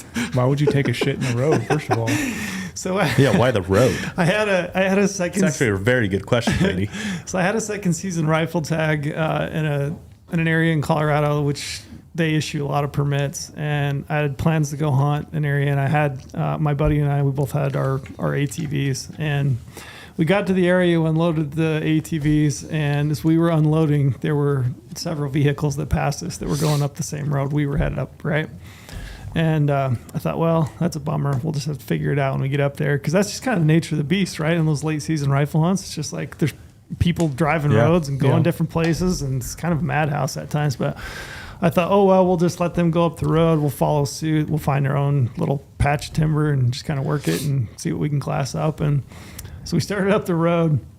We get up the road, and as we're coming around the bend, we can see that the canyon is just lined with vehicles. I mean, it's just backed up. And we're like, what the hell is going on, right? So pretty soon. How many vehicles? Like 6. Oh, like quite a few. Yeah. Okay. Yeah, like 6. I would say. So there's like a side by side. There's a couple trucks, another ATV. Anyway, so we can hear people yelling, and it's dark. It's probably an hour, I would say, before light, like shooting light, and we kind of get up and we walk up there. And what happened is the guy that was the lead vehicle, the truck that went through very first, he was like, I'm going to hunt this area, and I'm going to be the first guy up there. And he got to a narrow spot in the canyon where you couldn't pass on the uphill and you couldn't pass on the downhill. He wanted to be that guy who's just slowly creeping the glass from his truck. Exactly. Yep. So it was cliffed out on one side. The other side definitely couldn't go up and around it. And then I guess at one point Mother Nature called. And this guy was so hell-bent on being the first guy up there that he just pulled out there in front of his truck, dropped trowel, and just did his thing right in the road while everybody waited behind him. And he did. He waited. He would not let people back. He almost went to fists. I mean, honestly, I respect it. You got to respect that. How do you not? You know what I mean? Like, you're willing to take a shit in the road in front of everybody just to be the first. This guy was not letting people pass. Oh boy. But that was one of the more interesting things I've ever seen on a rifle hunt. Were you just laughing? Oh, yeah. At that point, what could you do? I was just like, you got 3 other guys that are behind this guy that are up there in his face. This guy's trying to take a shit in the road because he's got to go. You got to respect and it. he wants to be the first guy up there. And I remember it did start to, and finally he just got in his truck and he did wait. He waited for it to get light. People couldn't get around. And he actually shot a buck. He did. So it worked. It worked. He did shoot a buck. I mean, yeah, it started to get light, gray light. He had a herd of deer that crossed the road in front of him. He jumped out and shot one. It was like a 140-inch 4-point, but it worked. It worked. That's an interesting story. Yeah. I don't have one like that. I haven't told you that. No. That was one of the more interesting behaviors I've ever seen on a rifle hunt. But that is something that kind of does happen quite a bit, though. Like, you leave early in the morning on one of those late season hunts. Mm-hmm. Like, I've hunted with my family all the time. And we're like, you try to be the first one out on this certain two track and just driving, and all of a sudden you get to a vehicle in front of you. And like, they, in my eyes, they have full right to go as slow as they want, to do what they want, because they beat you there. Unless you were trying to actually like talk to them and be like, hey, I'm not going to hunt right through here. I'm actually trying to get over there. Can I get around you and go hunt over there and hunt a different spot? What if you're in a truck and there's people that come up behind you on a side-by-side or an ATV? What do you do? As long, like, it depends on this certain because you can't go as fast as they can. I know, but like, if they beat you there, though. Okay. The guy beat you there. You should have woken up earlier. I've had plenty of people get pissed. Yeah, this is when this is when you can't be a dick and just be driving slow. This is when you have to talk and be like, hey, do you guys mind if I go creeping through here because I'm looking for a deer off the road and then I'm going to make a stalk on it? I just pull over. So my situation. This happens to me all the time. So I'll be in my 4Runner or whatever it is. I had a Titan back in the day, and I would be like, I'm going to go for a hike. So I would be going up the road in my truck. I'd be going slower, and you have guys come up behind you on a side by side or an ATV. I just pull over. Yeah. Do you pull over, I pull over a lot because my thing too. or do you just figure I was the first guy here? No, like that's when it's like I'll have a conversation. I'm a nice person and don't like confrontation at all. I hate it. That's why I don't. You wouldn't have been up there in that guy's face. Just trying to No, I just would be like, hey, like what's your plan? What's my plan? And if you want to go past, I let people go past all the time because people then, in my eyes, if you're going to go around someone, that person now is in front, they're going to probably go faster through this area. I'm just going to glass up their leftovers. And I've killed lots of deer that way when people just drive by and they're going to keep going. And we're like, well, now let's just sit here and glass. Would Like, you they're be gonna go mad drive- if you're the guy on the side by side and that's in the second position? You're behind a vehicle. I would be mad if I was trying to go somewhere. If I was else. trying to go like if somewhere. I was trying to go, like I wasn't even thinking about hunting. I'm not hunting this anywhere spot. here. I'm just like I said at the beginning, I'm trying to get 3 miles over to here because that's my hiking I would spot. be mad then, but if I had the same plan as him and he beat me there, this is back to my old waterfowl days. Like we used to just sleep out there because Yeah. we hunted waterfowl public land, and it's like whoever's there first, that's your spot. You know what I mean? So like if I was hunting, if that was my exact plan, but he beat me there, no, I wouldn't be mad. I'd turn around and try to go somewhere else. Yeah, that's why I think communicating when you do get in these situations is always better. And even if you're like on that side by side behind a truck and you finally like you're What if, on what his if- ass the whole time, he's not letting you through. Finally, if he does stop for a little bit, to maybe he's stopping and glassing, you can get out of your side by side, go up and walk and be like, hey, buddy, like, I know you're here first. Do you mind if I creep by? I'm not going to hunt this little area. Like, actually talk and be honest about it. Don't be saying, I'm not going to hunt. All of a sudden, you see a giant deer and you shoot it. Like, that'd be a really dick move. And, This has happened. I guarantee you this has happened. but like, Oh, for sure. you have to communicate. And- I think most hunters will communicate. There's always people that are. How are you going to dicks. communicate if you don't have the guy's number? I can't text him. No, I mean, you're following him. I'm just kidding. I That just was said a he joke. stopped. That was a joke to the previous part of the podcast where, a millennial can't talk to somebody. Yeah, They text. Now, Literally. getting back to the topic of like ethics and morals, like is it ethical what he did? Like to block those guys out? Is that ethical? Not really still, but like I mean, depends on the hunt. I was hunter. annoyed. I was pissed. But that's the thing. I don't know. It's it's a gray area. Were That's you why very going gray. to hunt that same spot that he hunted and killed? we didn't really know because I'd never been to the area. So I was like, I just want to go up there in the dark. I'll go up in the dark, let it get a little bit light, and then I can fan out from there and kind of figure it out which direction I want to go, which I didn't really have the opportunity to at that point because I was blocked off until Yeah. it got light. But I was pissed. I would be pissed. Yeah, everybody for sure. was pissed. The whole line of people was pissed. Yeah, because I'd be upset, like I said, if I was trying to go somewhere and had a buck that bedded the night before and Yeah. wanted to park my truck and hike somewhere. That's when I would This be more dude was upset. not letting anybody by. It was, looking back on it now, like hindsight 2020, it was hilarious. Yeah, I mean, you got to respect it. You have to. Yeah. Yeah. That's a tough one, but that's the situation you run into. Yeah. And like I've done it before where we leapfrog. Like Yeah. we'll constantly like we drive and I'll be following someone. He'll pull off because he wants to glass there, and obviously you're not hunting from the road, but you're glassing from the road. I'll go by him, keep going. I find another area to pull off. We get out and start glassing. All of a sudden, 30 minutes later, he comes up behind, keeps driving. I'm fine with that. I That's think- a situation where it's totally cool. Everyone knows what you're doing. You're pulling over. They're pulling over. I might wave someone by. I think blocking access is unethical. It's very I would unethical. For agree. the record, I would say Yeah. I Yeah. think what he did was unethical. Blocking That was access is technically pretty blocking unethical. it. Yeah. I think it's poor etiquette. Yeah. Yeah.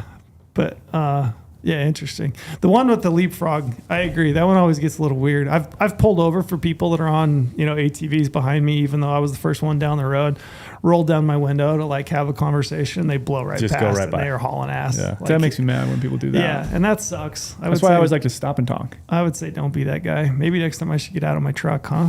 And just like flag Take him a down. shit in the road. You know Yeah. me, if I'm hunting, I'm not doing Not that. doing that. Not doing that. Yeah, but people who try to purposely block a road, Yeah, that is that's weird. unethical. Like if you were Blocking blocking the road, then you like got out and went hunting. That's also very, very not cool. Which happens. Yeah. Oh, that was the That was the thing. That was the jam go-to back in the day. with Utah. Ugh. Park in a very certain spot where Yep. there was no passing, and you got out and hiked from there. Yeah, That's just asking for something bad to happen to your That was the vehicle. Utah special 10 years ago. for sure. Yeah, just My dad just sent me a text the other day. Actually, he was me and my brother. He's texting me big bucks of whitetails. He was blocking the road. No, he said he's Out here dropping trees, Brady. I mean, no, honestly, he's on a Facebook group. The a go-to Facebook Utah forum. was to park perpendicular to the road. Yeah. At like to block Yeah. access points. That's like you definitely did it. You know what I mean? Like you. Yeah, you only have one purpose. My dad's screenshot of this Facebook thing. It's a big bull that just got killed in Nevada, and all the comments are like, "Oh, I wonder how many roads they blocked." Like when they slashed tires back in the day, they did that to me at blah blah blah twice. Like talking about blocking roads and people that got slashed tires and like, oh, this big bull just got caught. It wasn't this. They're not talking about this year. We're talking about years past, running into the same group of people doing that same thing. So my dad just sent screenshots. Yeah. He's like, "Hey, I hope this doesn't happen to us anytime." Like, Used to be running into that people honestly used to be a pretty big thing 10 years ago. For sure. Nevada, Utah, Arizona, like it was a real thing.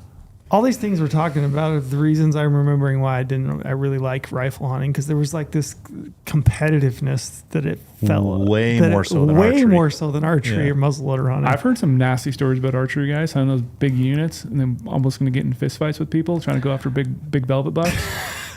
That's I mean, like I'm few sure and far it's- between with archery. Yeah, I though. feel like rifle hunting, there's just so many people in the field, and it's always, a lot of it is like, who is the first There's guy more archery And- tags than rifle tags. to the spot? Well, the thing with rifle though is Yeah. thing with rifle is the weapon that you have is capable of changing the game, Yeah. changing the setup. With archery, I mean, okay, some guy's going to shoot from 100 and you're going to shoot from 60. That's way different than you shooting from 300 and the guy shooting from 1,000. Yeah. Like over the top of you. Rifles are capable of So I'm that. just saying, there's more Bows pressure aren't. more pressure in the field. Like Sherla said, there's not as many people in archery. There's more people in archery than there is rifle hunts. No, Yeah, there is. there's more rifle hunters on a general season deer hunt in Utah than there are archery I'm hunters. talking about other states. Fair enough. Like you go Yeah, I on mean, your on your OTC I would say elk hunt. I would say compared. yeah, but I would say generally just the nature of rifle hunting, the perceived pressure is greater because The you're like competitiveness the is greater with competitiveness is rifle. definitely Because greater. the weapon that you have is capable of changing reaching setups. out. I Yeah. agree. It brings out, to me, in my opinion, it brings out the worst in some folks. Oh, for sure.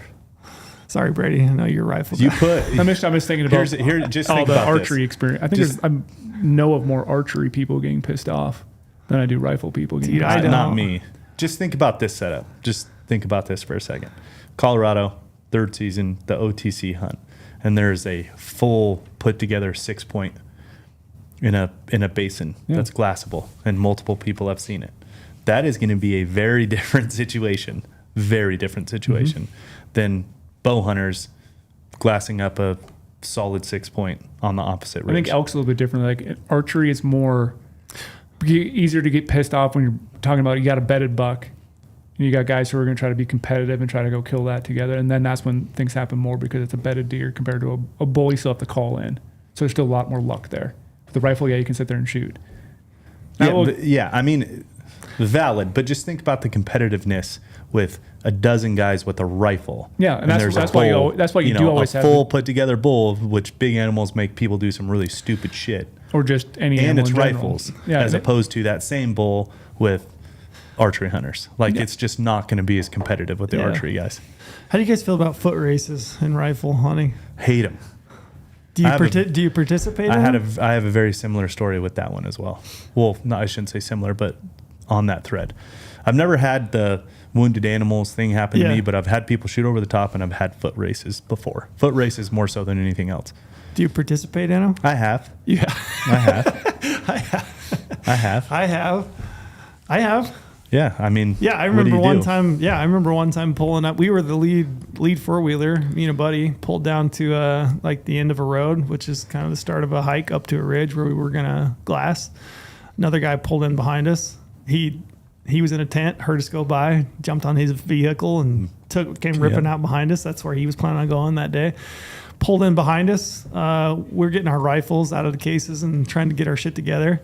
This dude jumps off, takes off down the road. And I remember I went a different direction because I was just like, I don't want any part of this. But a part of my hunting party was like, hell yeah, I'm in for a foot race. Yeah. I'm in great shape. I'm going for it. And he took off and he did. He beat the guy to the top of the ridge. You know, while that guy was huffing and puffing. I think at one point he passed the guy and said something to him. Yeah.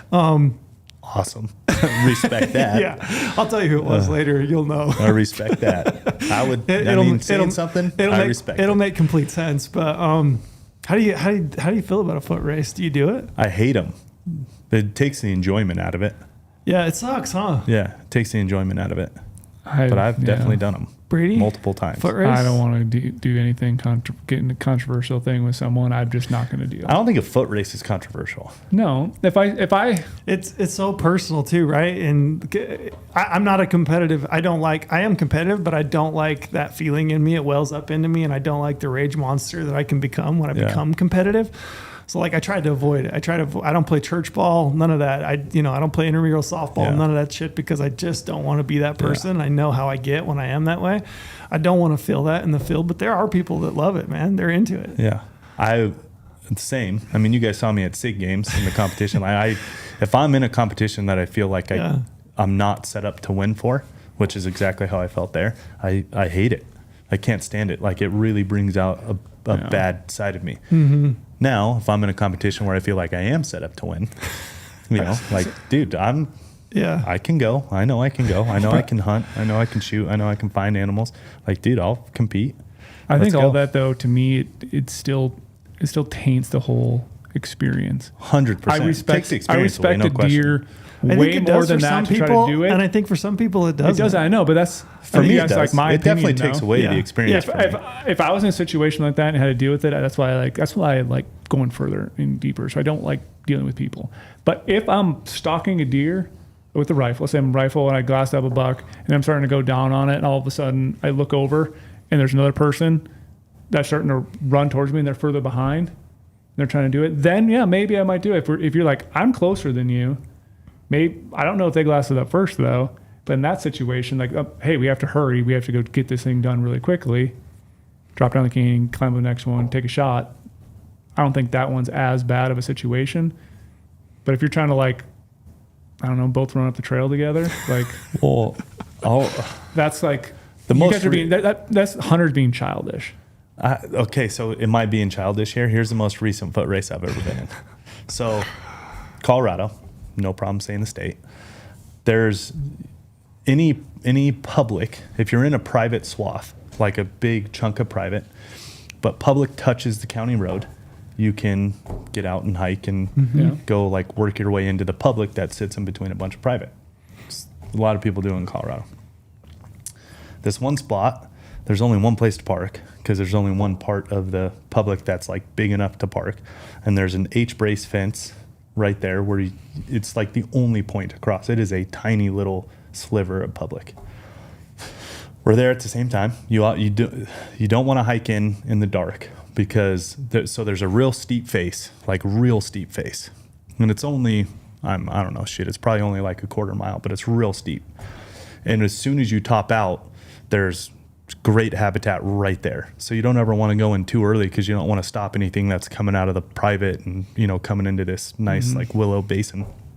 And then it kind of runs out to a long stretch and then gets into another big piece of public. So there's two spots to hunt, right? When you first crest out that basin, and then you take that long track of public in between private, and then it opens up into another public basin. So we pull up. We're sitting there, another truck pulls up, and there's only one place to cross. You have to cross on that H-brace. So we hop over and cross. They immediately hop over and cross, like literally for me to trail. And are you guys talking? No. Just they kept enough distance to, like, not talk. Yeah. And sometimes you can feel it. Sometimes you can feel it. There's like immediate hostility. And I'll tell you who this was after the podcast, because it'll all make sense. Yeah. We know who they are. So not at the time, because it was dark. Sure. But our whole plan was, like, we want to take it easy to hunt both basins, and we can tell, like, okay, they're either going to hunt the first basin first or the second, but, like, this isn't going to work out the way we want it to.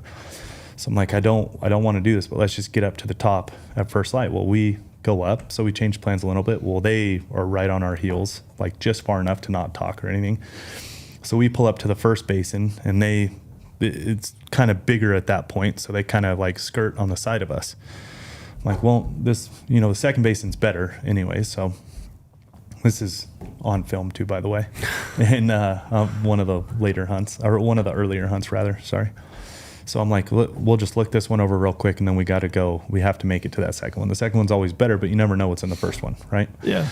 So we were in a foot race to that second one, and I mean, yeah, we got there first and ended up having a shot. Yeah. But like, it was not fun. It took the entire. I mean, look, there's nothing I like more in hunting than a calm Solitude. sunrise. Like just a calm sunrise. That is my favorite thing about hunting by far. New day. You have no idea what to expect. Everything could be different, especially in those late season hunts. And I just love the enjoyment of like letting it get light, letting things progress. And it took all of it away. Now, however, we did get a shot at a great buck. Yeah. This is still though when like I would rather just avoid all that. So you would let them go in and you would hunt a different spot? No. If you hopped over first, you said you hopped over first? Oh yeah, 100% we hopped over first. Okay. I parked at the H brace. Okay, so if you hopped over first, I would turn around and talk.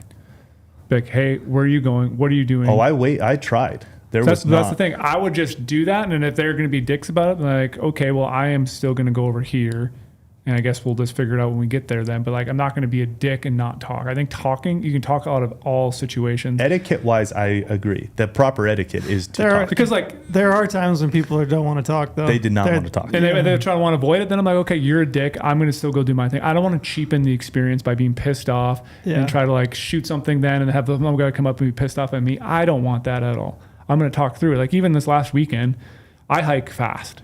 You guys all know that. I hike fast. Yes. I run all the time. I can run up a mountain like no problem. So I will beat someone if I need to.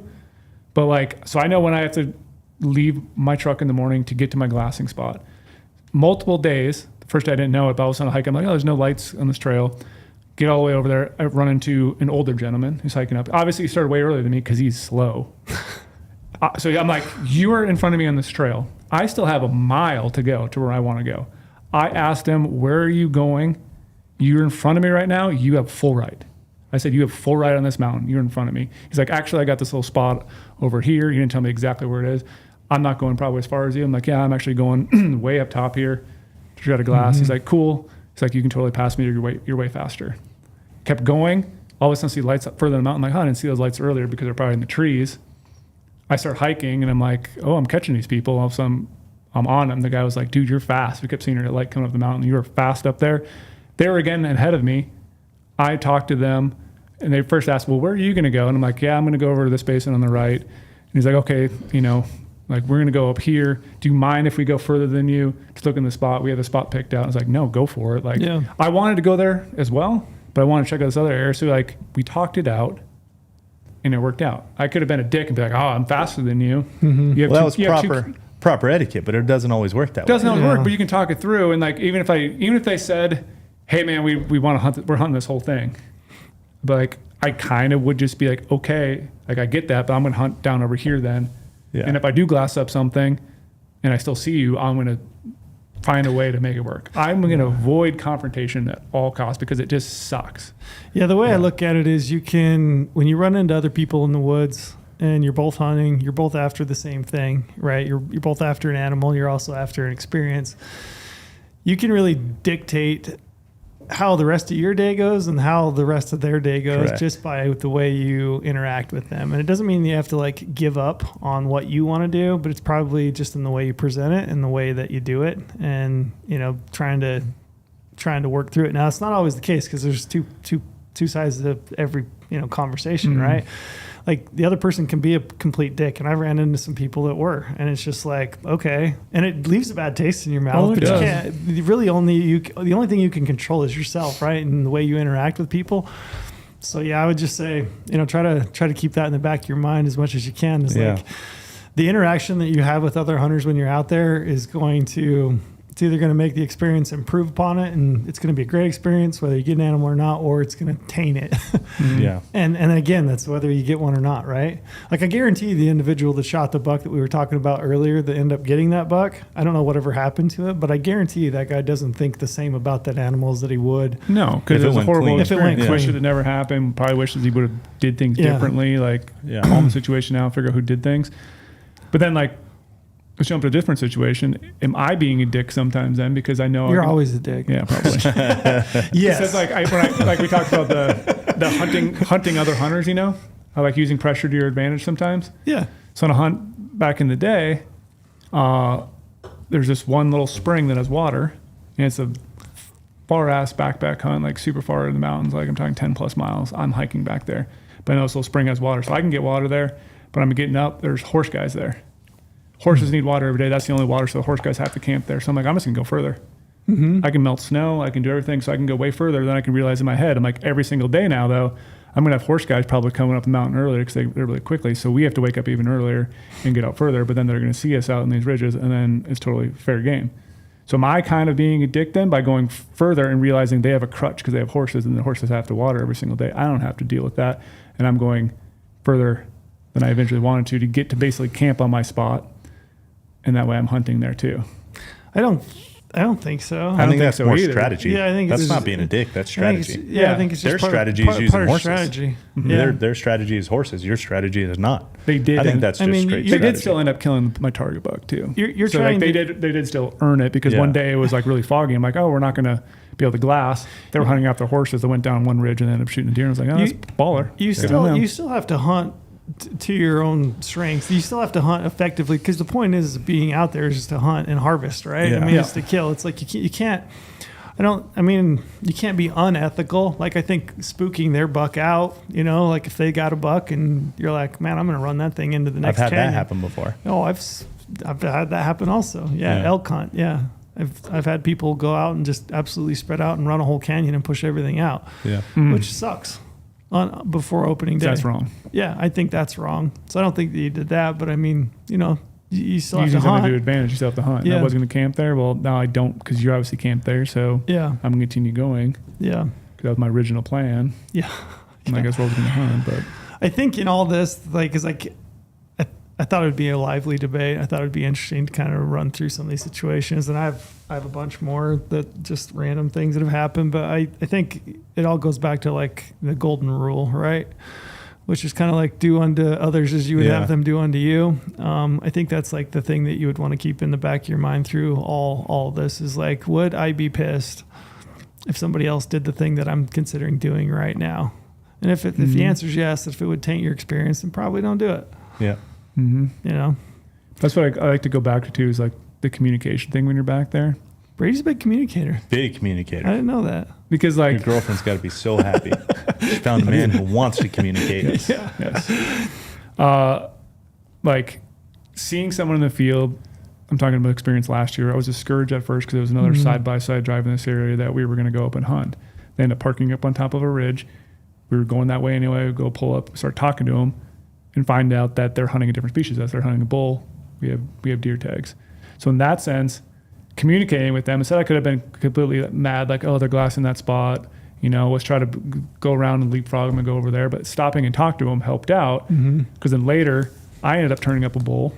And we had talked to each other like, hey, like, you know what our side-by-side looks like, the color. We're camped over here. Told them exactly where we're camping. They told us where they're camping. They had like a silver side-by-side, so we knew the color of it. Like, hey, we have deer tags too, but they had a bull tag, so it's a permit area. And if, you know, we're like, if we see a giant deer, I'll let you know. we'll let you know. And I was like, if I see a bull, and they're like, yeah, we're looking for a mature 6-point. Sure. We've been scouting, haven't found one. It'd be awesome to let it know. I turned up a big 6-point, like literally 30 minutes later, they just drove on by and we pulled in like a little bit, maybe a half mile away and started glassing. And then we're like, we need to find these guys. Like we literally stopped hunting for a while, drove all around, couldn't find them, continued to hunt, went back to our camp. And all of a sudden they came up driving by. I think it was, we were getting some gear out of our camp or whatever. And then we were like, tried to stop them. Like, hey, we found a bull for you. Told them exactly where it was. They were super jacked. Like it still should be there. It's bedded down. When they went over there, they killed the bull. They came back, brought a bunch of beers for us. We're super appreciative. Like, Nice. hey, like, thank you so much for that. We unfortunately still haven't turned up a giant deer. We wish we had because we would love to like help you guys out to return the favor. So turning competition in a sense by communicating ended up like obviously working well for that guy. And we became friends, got his phone number. Yeah. They're still texting on the hunt. Like, hey, you guys had success yet? You know, we did see some deer over here. They don't know if you're anything you're looking for, but like they're trying to help later on. It's karma, Yeah. right? Yeah. It's like communicating and turning what could have been a bad situation and be like, oh, it's this competition. Let's just beat them over there. Yeah. And then they would be pissed at us and we'd be pissed at them. It's like just talking it out. That's the gold setup when you have two different tags. Two different tags is ideal. Brandon and I were in the backcountry in Colorado, and we were deep, like trying to get away from people. We had deer tags, and a group of 3 guys comes running up, and it's like, you don't love seeing people in the backcountry, but it was one of those things, like they seemed friendly, we were friendly. It's like, hey, what's up, man? Where are you guys from? What are you doing?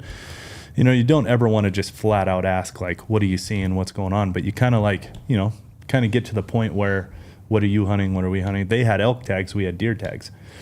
And it was like, dude, perfect setup. Okay. We saw a bull across in this canyon over here, big bull, like awesome bull. They immediately were like, dude, every time we go this way, there's always a group of 3 bucks that cross the trail right here. Like we see them every morning. So we go there they went out to go find that bull. We went out to find the 3 bucks. We found the 3 bucks and they found the bull. And it's like, dude, we immediately became like, hey Best man, friends. thank you. Did we just become best friends? Like, thanks, man. That's awesome. Do you want to do karate in the garage? Brandon actually ended up killing one of the bucks that was crossing the trail. And I don't know if they ever ended up killing that bull, but dude, it's like, that's the best thing ever is when you come across somebody who has a different tag. For Because sure. then you just tag team. That makes sense. Becomes awesome. It's where it gets a little bit more complex when you both got the same tag for the same species. That changes It's a little everything. bit different. I want to ask you guys a question. I don't have a lot of experience with this, but I wanted to kind of get your feel for it. So a lot of second, third rifle seasons, those animals are moving down in the landscape, kind of lower elevations, especially if you get some snow. And you kind of often move into like a more complex mix of private and public. And I don't think it's uncommon, nor do I think it's a bad practice to hunt private land boundaries, like on the edges of public land next to private, because I think it's obviously there's refuge in private land, and those animals, they cross back and forth. Knowing that in most cases you can't retrieve an animal that you shoot on public land that made it to private. What's kind of the rule as far as distance? What do you guys think on that? Like, how far over the line is enough, in your opinion? I don't think it's, in my sense, how far, in a sense. Obviously, I wouldn't want to shoot like 5 yards, like that close, but like, depends what way the animal's 10 yards? It depends what way the animal's facing. So like if I have a rifle, What if he just came out of private and he's if going to coming out of public? he's coming out of private and he's on public and he's still facing more public. The odds of me shooting him and him continuing to go that way is probably fairly high because he just got hit by something and he's probably continuing to go in public. But if he goes on to public, 5 yards, 10 yards, 15 yards, but then he turns back around to face private because he's looking at all the other deer that are coming over. Now if I shot that deer and so I didn't make a good shot, he's probably going to run to private. And that's going to be a bad situation. So I think it's more to me which way the animal's facing. And yeah, they're still like, okay, I could hit him and he could turn back because that's his home and wants to go back on private. He's like, I don't ever get shot at over here. Yeah, and so like that's the thing. But I feel like it's a little easier in my mind to shoot depending on which way he's facing and however many deer have crossed over. If he's the first one, it's probably going to be bad too because then he'll turn around. But if all of them have crossed and then you shoot and they're all kind of facing a certain way, they're all probably going to run the way they're facing and they get spooked. So there's not really a distance. It's kind of situational. I think it's for you. situational, but I think the animal facing is. What about the thing. size of the buck? Let's say it's a giant buck. Does that determine? I mean, because I think you, in that case too, you probably have time. Yeah. Like you probably could wait. Yeah, it's a good point. Behaviorally, like if that buck's just kind of feeding and it looks like he's going to work his way out on the public a little bit more and give you that much more of a cushion, that's probably wise. And I've never shot something and had it go to private and then had to like contact a game warden and try to find a landowner and then get denied and not get permission to go on there. Like if I had that happen to me, no matter how big of a deer is, it's probably going to be deterring me of like, okay, if I do shoot and it goes on private, I'm screwed. Yeah. But like hopefully like if that happens, you can contact a game warden. You can somehow work it out where the game warden will let you contact the landowner and landowner will give you permission to go retrieve it. Hopefully that's the case. But I know sometimes people don't let you. You're living on hope at that point. I know you're living on hope, and then you just hope is not a then you just killed an strategy. animal for no reason too, and then it's like, okay, Do you have a strategy for that? You ever? I don't. I mean situational, I guess, but like, man, I don't like it. Yeah, I don't like it either. I don't like it. It's not a situation you want to be put Kind in. of, it takes the experience away Yeah, that's as another well when experience you taker. when you are in those situations, which I have been in. I mean, literally, the oryx I killed last weekend is this exact situation. And it is one of those situational things that you don't want to be in, but sometimes you are. And it's like, yeah, I mean, you want them miles off any fence in the middle of nowhere, and everything's great, no competition, but it's not always how it works out. I just try to make the best call possible in the moment. I shot a buck a number of years ago in Colorado, and I'd parked on public, walked through on public, and it was kind of sandwiched between two private parcels, and set up on this ridge, and it was kind of overlooking a field. There's a bunch of deer in the field. A bunch of deer came out. This 4-point was following these does, and he came up through, and he worked through the private, and he worked onto public, and I was on public, he was on public, and shot him, tipped over dead, and this has been so long ago that I was using like a little Garmin E-Trax, with the chip on the inside. Yeah. I remember walking down to that buck, and I remember the closer and closer I got to that, because there's no fence. Like, it was just, It's a lot of cases too. There's no fence. No fence, right? So I remember walking up, and I think that buck was dead like 8 yards, I want to say, on the private, or onto public, sorry. They're skewering me over that one. Yeah. He was on public land. It's not a big buck by any means, but I remember like the pucker factor. Oh yeah, took it away. Was intense. Yeah. Yeah. And probably nothing would have happened, what I mean? But like, I remember being like, this is not a good feeling I'm having right now. I also, to this situation though too, I think landowners need their own set of ethics as well. Yeah, good like, point. Dude, if you own this land and it's good and you have all this land, like, really, you're not going to let one of your bucks left your private, got shot, and hopped the fence. Like, you're really not going to let somebody recover that because you're that much of a dick over your land. Like, dude, one of the animals left. Like, no one did anything wrong. Sure. The animal just it was on public, drop in its tracks, right? Mm-hmm. It's like landowners need to be held to a certain ethical standard as well. Now, I'm not saying like they should just allow trespass or anything like that. But if you go about it the right way, you contact the game warden, you contact the guy, you don't trespass. Like, you go about it the right way, and the landowner still says no. Like, dude, you're a fucking dick. You need some happiness in your life. That's why it'd be nice. Like, that's ridiculous. If we could make some like retrieval laws. I think I'm trying to think of it right now. There might be some in certain states where if you do contact a game warden, you probably can, but it might be like in the Midwest or something like that. I think landowners need to be held ethically responsible as well. But that's where when you're in those situations like that too, it's like you definitely want to do all your right things, like run the track on your GPS. So you can talk to landowner. I never step foot. Yeah. Mm-hmm. Here's exactly where the shot. Hopefully there's snow on the ground or something like that in the late season. Like, hey, you can see the bullet in the snow, the blood right here, and then you can see the blood going that way. It did not come from your land and stay on your land. It's like all this is happening. Took pictures of it. He's dead right. Hopefully he's dead right there where you can see him. So it's like, I don't have to walk through your property. I'm not going to do anything. Maybe your family's there that don't want to see this stuff. Like, if I can drag it back onto public, I will try to drag it back onto public and then process it there. I'm not going to process on your property. Mm-hmm. Try to do everything right. You can talk it through the landowner to be like, hey, I'm sorry it happened, but shot him on public and he went on your land. Kind of bring him back across. I'll say for me, that experience, it kind of left me like, I don't want to play that game ever again.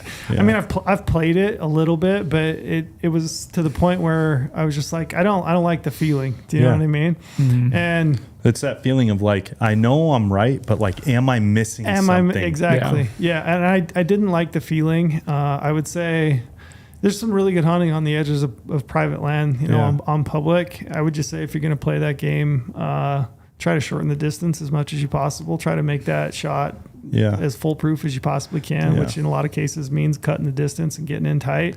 So are we meaning shoot a bigger cartridge?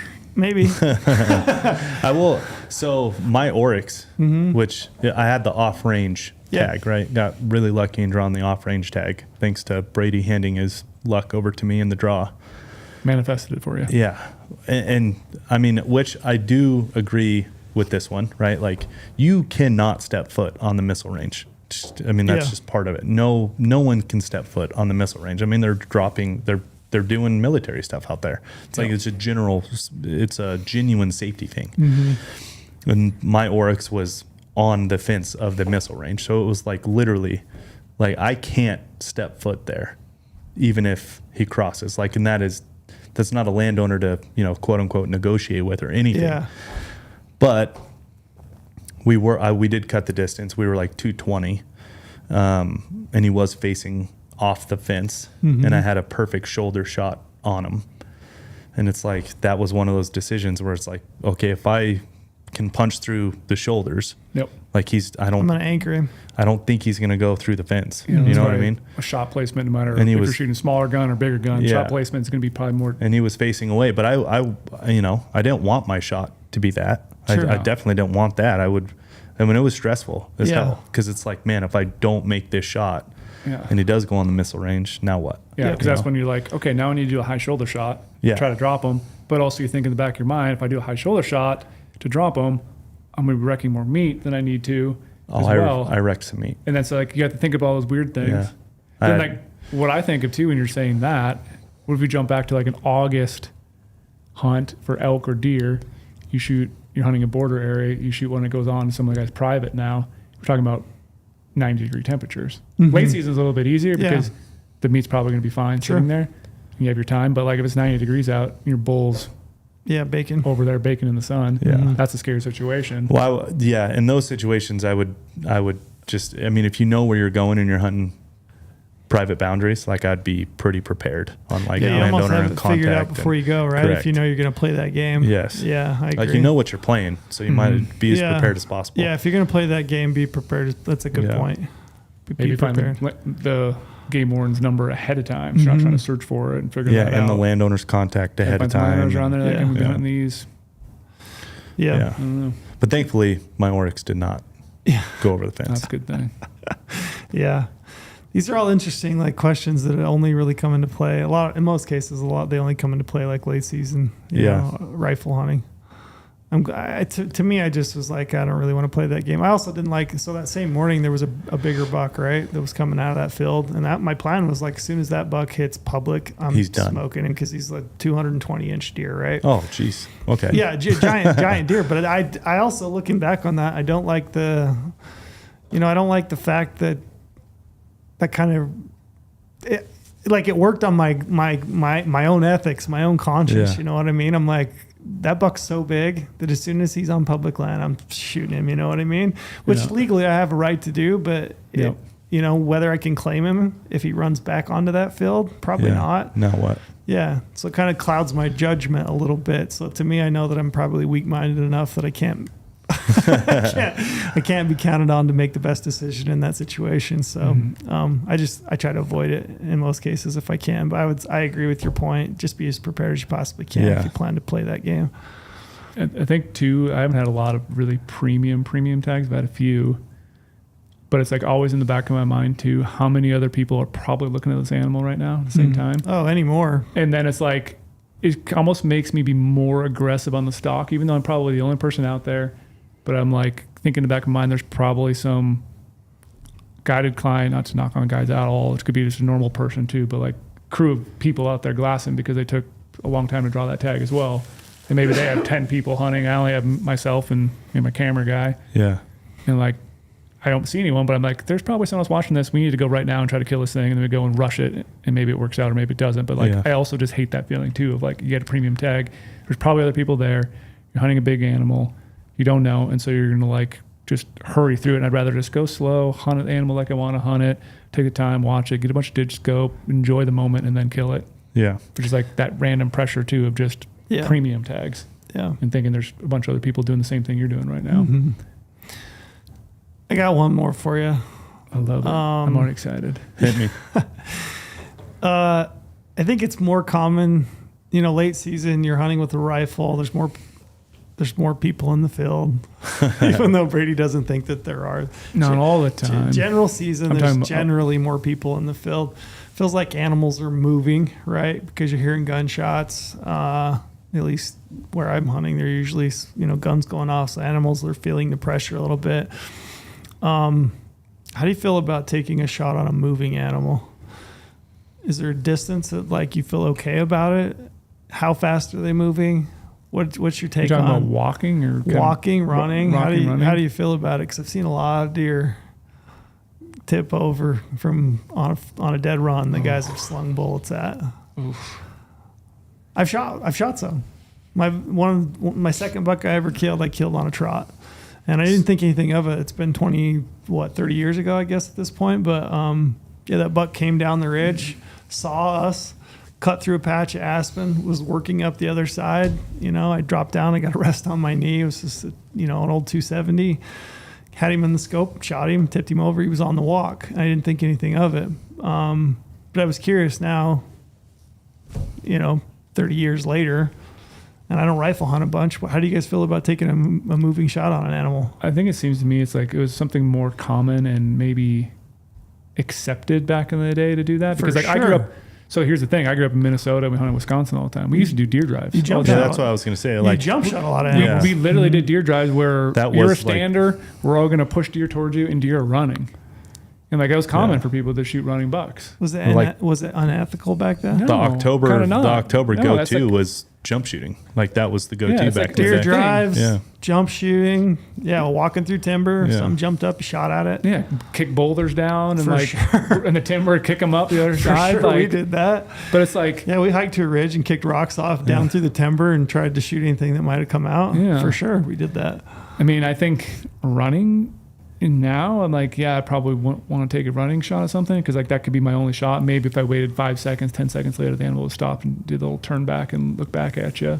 But it seemed like back in the day, it was just a thing you did. Like you were like a dead eye if you could hit things, running. I remember my dad and my brother saw this and they were like, "Man, that was one of the greatest shots you've ever made." People would talk. That was an amazing shot. we were over those places. People would talk about in the summer we practiced by rolling a tire down. We tape a little thing to it and roll like a big semi tire to practice shooting moving shots. I don't know anybody doing that. You don't? Yeah, that was a Minnesota thing. Oh yeah. You guys got a lot of free time in your hands in Minnesota if you're kicking tires. No shit. It's cold.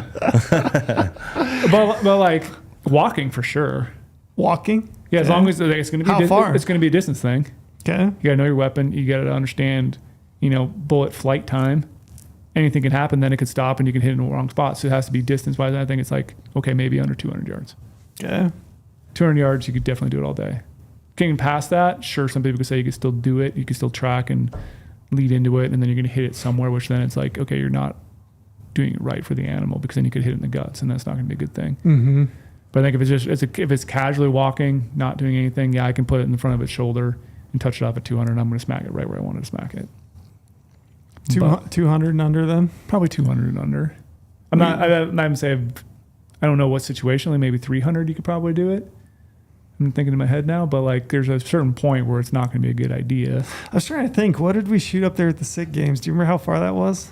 That was 600. Moving target, 550 maybe? Yeah, it was 550, 600. It was a long ways. That was a long poke, and I think 5 shots. I think I hit it once or twice. You hit it twice. Yeah, twice. And that was moving pretty quickly. But then I say this right now, and so I killed my bull moose in Alaska, 680 yards, and it was taking a step. But I knew it was going to take a step, and I compensated for that, and I had wind drift coming from left to right, so I knew it was going to work its way into it. Shot at 680, but it's only taking one step. It's not like it's actually walking. It was from a standing position to taking a first spot so it could open up his leg. I think that one's a little different than a moose actually full-on walking at 680. That'd be not doable. But I think, again, it's going to be situational. I don't really know. I was thinking about it on the way down when I was driving. I'm like, I don't know because I haven't shot enough animals. It's been a long time since I've killed animals pretty consistently with a rifle. Yeah. And I'm like, I don't know. I don't know what the distance would be. And I don't know. I think at this point for me, it's probably got to be, 100 and under if it's walking. And then I would say anything over that, I'm probably going to have it stand still to feel good about it. Yeah. But that's just me because I don't ever shoot that much and I don't rifle hunt that much. But it's okay, first shot, you hit it. Now it's running. Oh, then I'm flinging. Yeah, then you're shooting, right? I've said it before and I'll say it till I'm blue in the face. If you hit an animal, I think it's just responsible to keep shooting. Yes, it is. The animal is standing and you have a shot. I think the responsible thing is to keep shooting. Yeah. And then you're kind of not, in a sense, worrying about where you're hitting it. You're just trying to actually get the animal on the ground. Yeah, you're trying to anchor it. You're trying to put it out of its misery, anchor it. There's a lot of things that go into that, right? Dude, animals are tough. Yeah. Really tough. Mm-hmm.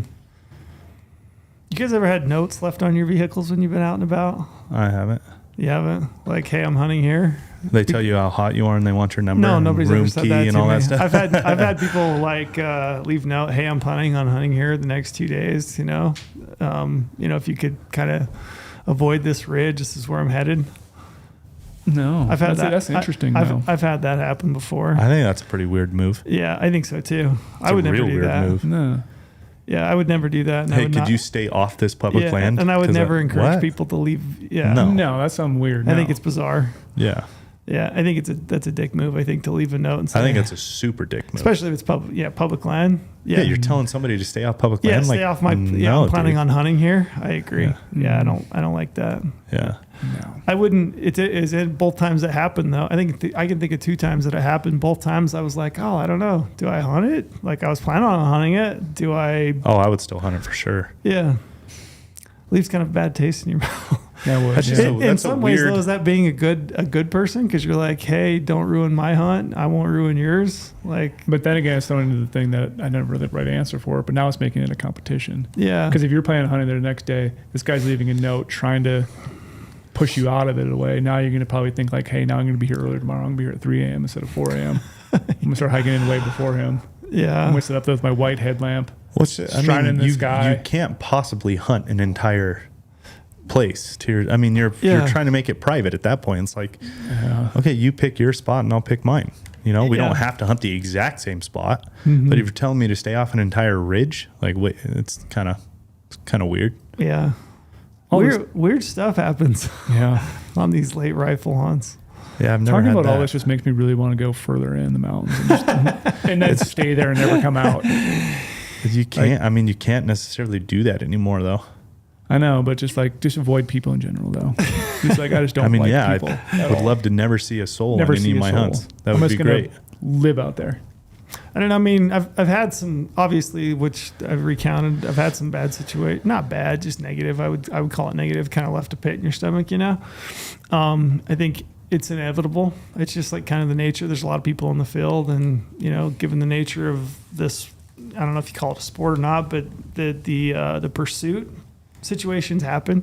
Yeah. I think a lot of it, if I think back on it, is a lot of it is like the attitude that I've had going into it, and then same with, like you said, dealing with people. I think it's your attitude. Mm-hmm.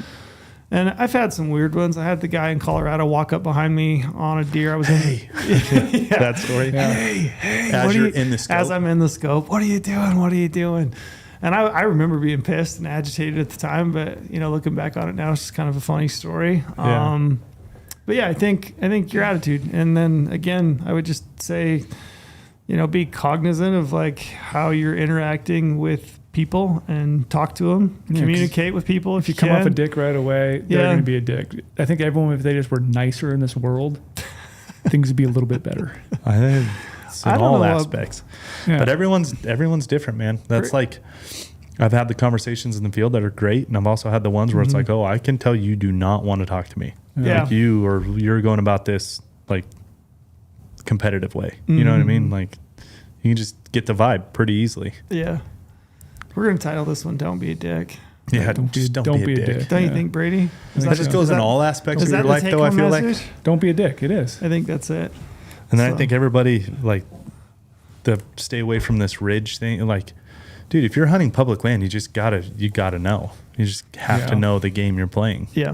It's like none of this country is yours. There's going to be a lot of luck and a lot of timing and a lot of things that have to go your way. Just it is what it is. If it was a draw tag, you both drew it. You both got lucky, had the right amount of points. If it's OTC, you both hiked all the way back in there. Like, become friends, figure out a way to work together, figure out a way to... Yeah, just figure out a way to not ruin each other's hunt. Yeah, you don't 'cause you both wanna necessarily be have to like successful. own the country. Just figure out a way to Yeah. him not ruin yours and you not ruin his. Yeah. And try to retain some perspective. 'Cause, I mean, if you end up shooting an animal that you aren't super pumped with the way that you went about shooting it, realize that that's going to live with you, I think, forever. Yeah. So, yeah, don't be a dink. Don't shoot dinks and don't be a dink. Yes. All right. Good luck, everybody.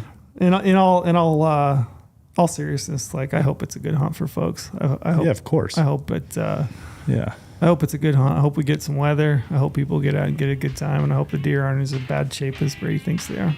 We need some cold weather.